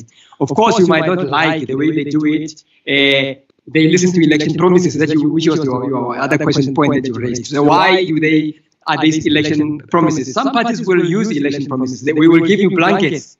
We will give you 350. We will give you this, we will give you that. Of course, normally what they promised before the election, we go after 6 months, 9 months, we find that actually none of those promises that they have given, they can fulfill. Because things change, inflation rises, all those things. But the parties will do that because they say we are in the habit of campaigning. We want to make those election promises because we think genuinely and honestly as parties that we can fulfill them. So yeah, the election promises is a very dicey one. It's about those tables that I normally complain about outside the election thing, but you can take me on that one later. It's also a controversial issue. Obviously about the services, the idea is to make sure that they provide services, but it's very, very difficult when you've got all kinds of characters who are not necessarily goal-oriented towards providing those services. It's going to create problems because you think you are going into an election with people who want to provide those services to the citizens and to the community. But actually, some are eyeing some other thing. They're eyeing a BMW, Mercedes-Benz, Rolls-Royce, Porsche, you name it. I hope that answers you, but we can take it offline because of time after that. After this, Zingsani, thank you so much for these points. But I think maybe I should leave them to the commissioner from the Public Service Commission because it talks about strong institution. How do we maintain the strong institution? By the way, it's the opposite. In many parts of Africa where I normally go, people say, you people in South Africa have got strong institutions supporting democracy. You've got Chapter 9, and some of them are coming here to study this. So if you say they are not strong enough, I don't know whether they are losing the ball. Maybe we as South Africans, we also have to look at them. All of them, whether it is the public protector, whether it is the IEC, all. In fact, the IEC, even in some of these surveys, sometimes appears much more higher in terms of those institutions. But some of them, of course, are at the bottom of the pile. So let me leave the rest of them because it's also about the institutional mechanisms, how the structure itself now, which is obviously somebody from the Public Service Commission can comment about. This is just a comment that coalitions reject, democracy. How will these coalitions perform? I'm still insisting that it's very difficult because it's like a future question. Right now, if I'm your pastor, your priest, I marry you here, you and your partner, you marry. I can't predict that 6 months down the line, you'll be going to the divorce court. I can't. Because it depends on how you are going to make this marriage of inconvenience, conveniences, and so on work. It's a very difficult thing. So we will just have to leave it like that. I still insist. But of course, for me, on the night before the election, just on the eve, that's when the numbers start coming in. Dr. Poe has been showing me some of the numbers here from Gauteng as to how these parties perform. That's when you can see, but here we are heading for a coalition. Oh no, we are not heading to a coalition. But 6 months down the line it becomes very difficult to predict. TK Tokoloho, I think I will leave your questions. I think they were directed to Dr. Poe. But of course, I just want to comment on a lighter note that you use the word overthrow. How will these parties overthrow the ANC? And I want to say, South Africans, sometimes just be very happy that you've got a democratic system. In another country, I won't mention it, in Africa, if you just mention those words against the governing party or a ruling party, some black people with black suits and black glasses will be accosting you right now. In fact, tonight you'll probably be in jail. So sometimes we must appreciate that we have this freedom of expression, which is there in the Constitution. As long as we don't abuse it, I know it was a slip of the tongue when you say overthrow the ANC, because I was once at a bus stop where some people said, what if the ANC tomorrow, is closed? And what if we close the ANC? And it was two women talking. I was wondering, what are they talking about? Later on, I discovered, they are nurses. The other one, they are talking at the ANC is the antenatal clinic, So, yeah, but point taken. Is it Mr. Solani? Edward, yeah. The role of voter apathy in an election, it's our hobby horse. We are, as the statisticians focusing on elections, we are forever worried about this declining voter turnout. How is it going to go? One of them is the youth factor, which was mentioned, whereby the youth, obviously many of them, in 2014 I did a survey around the Tshwane area, many of them said, why can't we vote electronically, vote on the internet? This thing of going to wake up at 4 a.m. like our parents, and then using the I'm not using the machines, not being allowed to use machines. We don't want it. When is this electoral act going to change? Of course, the electoral act doesn't guarantee that. When the Namibians, I'm glad that our colleagues from Namibia are here. When the Namibians, adopted that, those EVMs. This is electronic voting machines for those who don't know. The 2014 elections, I was not able to go and observe that election, but I was looking at it because Namibians, for the first time in Africa, they set the pace. They voted using electronic voting machines. Sadly, of course, I understand that they disagreed, they quarreled, and now they don't want the voting machines anymore. Yeah, but you see what brings voter turnout? It may come back, of course, if the coalitions and parties agree.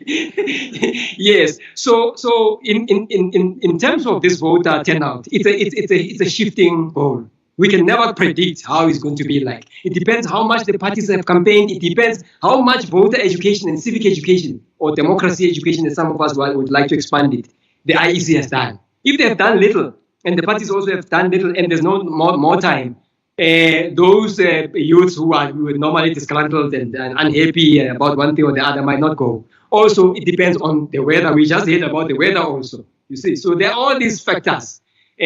Also, it has to, normally in South Africa, it must be a Wednesday. If you can have any other day except the Wednesday, people are, say, going for what's a Friday.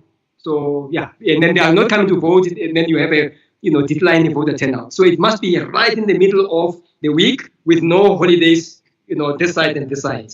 So then South Africans will go. And of course, like I'm saying, there must also be somebody making noise on the radio, TV to say, voting is today, let's go and vote. So the turnout is a very shifting thing to do. The institutional mechanisms for the legislatures, I wish I could give you that. But it's all coming from what the commissioner said, professionalized public service, professionalized public sector, which is, some say it must be apolitical, but I don't think it can be apolitical because you work in a political environment. But for me, it's an impartial one, where you know that you serve the government of the day. And if that government of the day changes colors, you are still prepared to serve the very next one. Not like another country where they said, no, if this member of the opposition can win the election, tomorrow and become president, we're not going to salute him. And it was the army, you know. So you don't want that kind of thing. The army must support government of the day. The public servants must support government of the day. Public sector must support government of the day, irrespective of whether you agree with it or not. This is how some of these countries like New Zealand, Canada, and all those things which are normally criticizing us that we are inefficient and ineffective, you know, do their things. They don't change the party and the public service. But with us, we want to change the party. And then now we also want to fire all these public servants and hire new ones who are inexperienced that we can control. Yeah, it's a problem. Dr. Malapane, difficult questions. The views from the streets, I don't know what to say. Well, maybe, Dr. TK will answer it. I don't know. I don't know why they want to vote as a coalition. But I mean, in the streets, everything goes, remember? In the streets, everything goes. We normally say that in where I come from, that public perceptions can create reality, even where there's no reality. If the people believe, but this taxi, is going to crash. To some extent, they believe that it is unroadworthy and all. It doesn't matter whether you produce a certificate, but it was serviced yesterday. So public perceptions, in politics perceptions, public perceptions matter a lot. So if the people believe that they are not being given the services because there's corruption, there's what? Sometimes it's not there, but there's public perceptions. And you cannot control them, especially in a free and democratic country, like this. I think I will stop there to give my other colleagues a chance. And thank you so much. One point that I thought we were going to ask Chair to take this last point, because this is my final comment. The role of independence. Nobody has mentioned it. It is running in my head, but anyway, there's no time. I don't know how they are going to deal with this, whether they are going to coalesce themselves. I don't know. I'm also having question marks about this independence, because some of you can actually become independent tomorrow. I know. Thank you so much. Thank you, Prof. Over to you, Dr. Booysen. Okay, no, I'll try to be quick.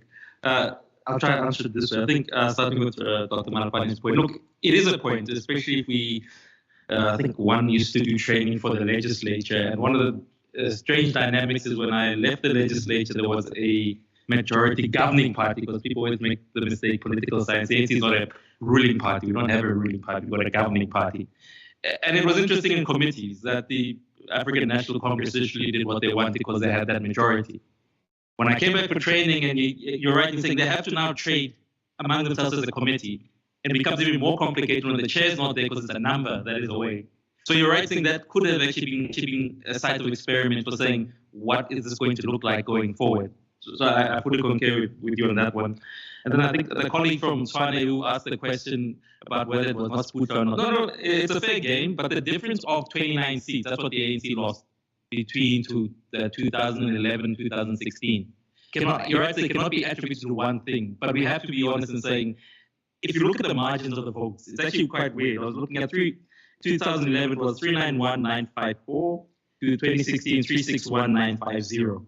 So those are only ANC internal voters who could have just simply said, you know what, you're right, they might not have said, look, we don't want total completely, but they might have said internally, and I think that's the point you're raising, the issues that we feel are going to help the governing party with. So on that one, and also the point is, you're right in saying, yes, you don't vote for a president, but history kind of says everybody knows going into election, if the Democratic Alliance were to win, it's a given, it's going to be Mr. Steinhazen. So we kind of have that tacit agreement that whoever you put forward in your poster, that's going to be our president. But you're right saying we don't outright, that's the National Assembly. Now, the point, which kind of wraps up what I kind of want to surmise, the point about clean audits. I call it South Africa is the most amazing thing. Our politics, and you see it with our political elites, it's the celebration of mediocrity. You're right in saying we have yet to get to a point and say, look, okay, coming from local government, when it's City Bank, they used to celebrate, yeah, but I'm like, one, you're a district municipality, so the services you give, Schedule 1, they're not really there.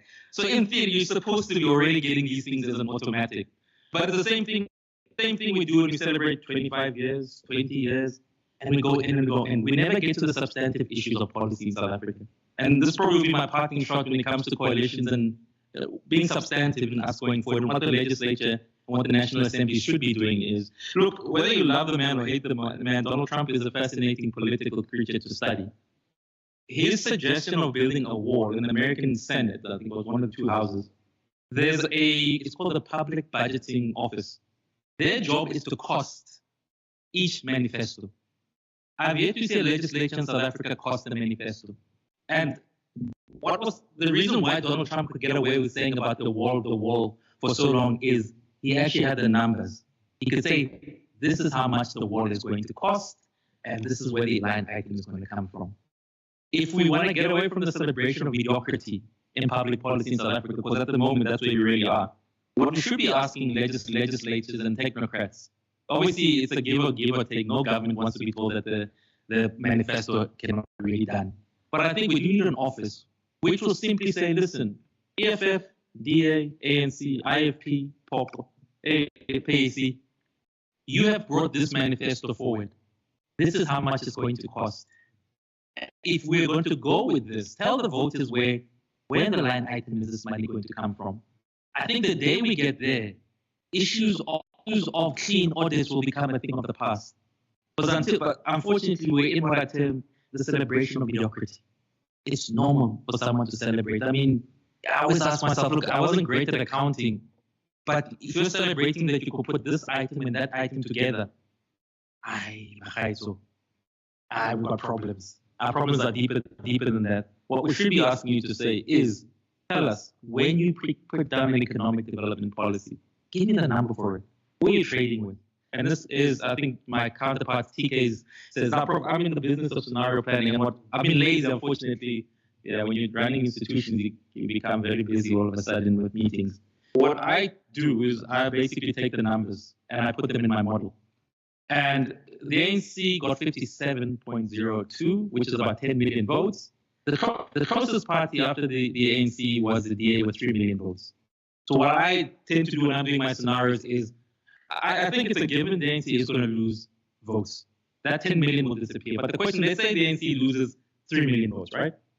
And that's 3, 4, gives them around, 51, let's say 51, 52, 48 there, right? The bigger question is, it's not a given that those 4 million votes are going to the DA. It's literally not a given. It's not a given that they're going to the EFF. So that's for me is how at least I can play with different permutations to tell you, look, for me, 2024 is interesting, but it's not the whole thing. I'm looking at 2029. Because 2029 simply says we are literally, we've done the whole transition. We're in a period where we know fully what South Africa's political culture is. We know fully where votes are going to come from. My Prof's point about young people, it could literally be that they're solidified that they'll never vote. That could be the norm. Let's establish it. So that's why I'm looking at 2029. For 2024, I'm simply asking the question, even if you take 4 million votes away from the ANC, where are they going to go? Because ideologically, if you still believe that rings in South Africa, Frans Cronje says most ANC people are fine with the DA. Maybe. EFF, I don't know. IFP, I don't know. So yeah, we can play it around like this. So I think it's going to be around 48-52 African National Congress, and the other parties, I think provincially it becomes more exciting what happens there. But if I'm wrong, look, I'm not a drinker, but I am very big on series. You can buy me a series, online Netflix, something on series, and we can do something about that. So thank you very much. Thank you, Dr. Paul, our commissioner. Thank you very much. I almost celebrated when I saw the lights going off. I thought I was being bailed out. But of course, there was a generator that decided to determine my fate. The question that was posed, which I think is very vexing, is around when politicians fight, how can we ensure that the residents or the public get their services? I did mention the question around, or the point around professionalization of the public service, but I want to give context onto this, and of course I spoke about merit. The intention is to say, because we've seen this political administrative interface whereby your heads of departments or your DGs and MSCs and ministers would be at each other's throats for a variety of reasons. This is what is going to happen in terms of the whole process of professionalization. One, The Public Service Commission will be responsible for constituting a panel that will be able to assist in making sure that you interview the right person for the job. In other words, at that point when that happens, I'll make an example. If it's a DG who's going to be responsible for human settlements, you will have a panel that comprises of people who are quite conversant with the built environment generally, or who understand the whole aspect around housing and all that. There will be a panel. The outcomes of the interviews will then be submitted to the person who makes the final decision, which will be the president or the premier in this particular case, if it's in the province, or in the municipality, it will be the mayoral committee. Say, this is what we're offering you after the outcomes of the interview, so that you have a person who's got the heart and the mind to ensure that service delivery happens. It's not about buddy or the arrogance of the arrived, that because I was seen to have worn a particular T-shirt at a particular time, therefore I must be in that position. That is going to go out of the window. So it's absolutely imperative to ensure that even the person who's going to be interviewed must be a member of a professional body. If it's about a person who is going to deal with finances, should be probably understanding what finances are all about, maybe a chartered accountant or belonging to a body that deals with matters of finance, CFOs and what have you, etc. That for us is what is quite important, and we believe that we can be able to turn the tide and ensure that service delivery takes precedence. And we want to remove politicians out of the administration. Thank you. Thank you so much, Commissioner. Ladies and gentlemen, that was the responses from our speakers. We've reached the last part of our session. I'm going to hand over to our parliamentary director, Mr. Makondo, to do the closing remarks. Over to you.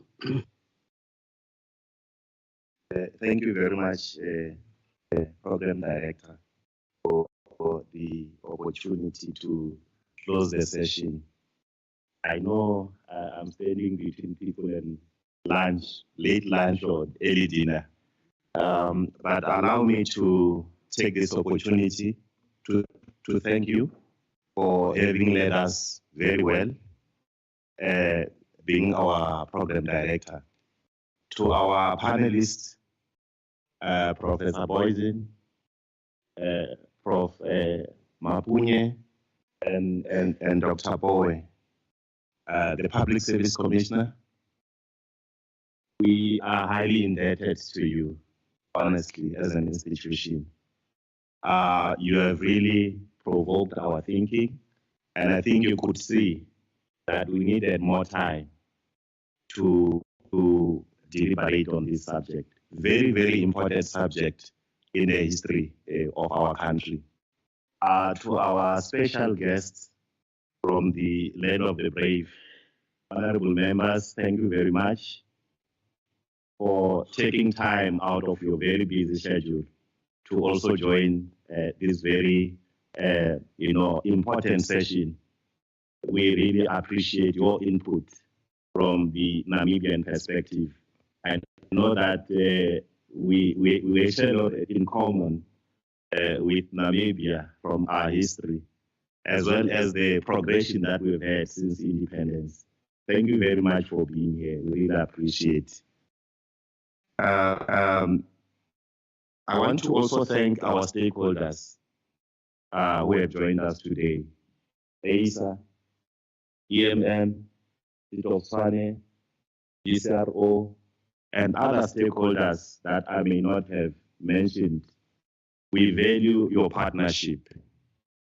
We really, really value your partnership. Every time we have these sessions, you join us.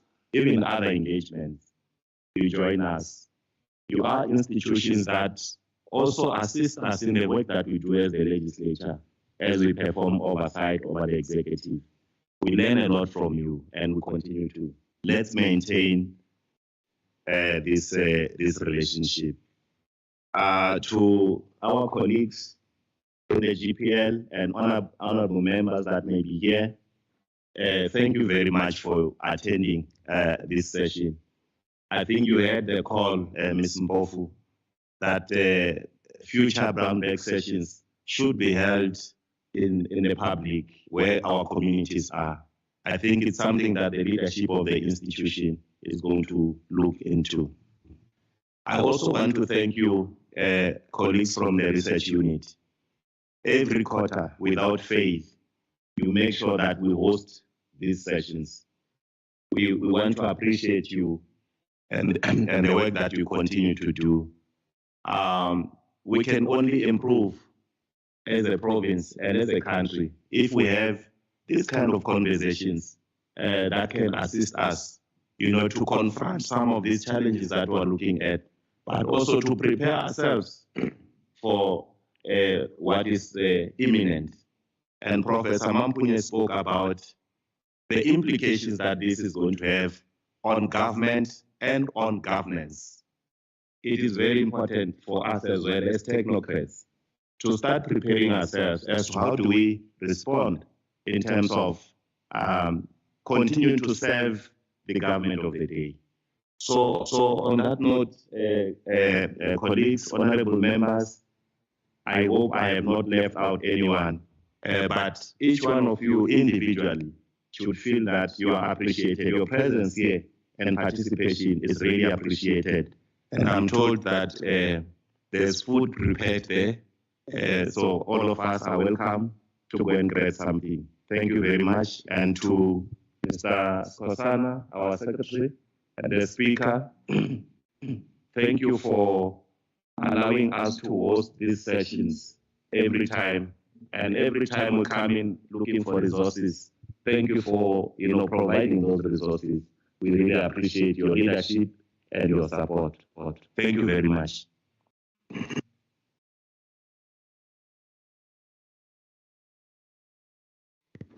That was the end. And colleagues, I think we can now enjoy lunch. Thank you.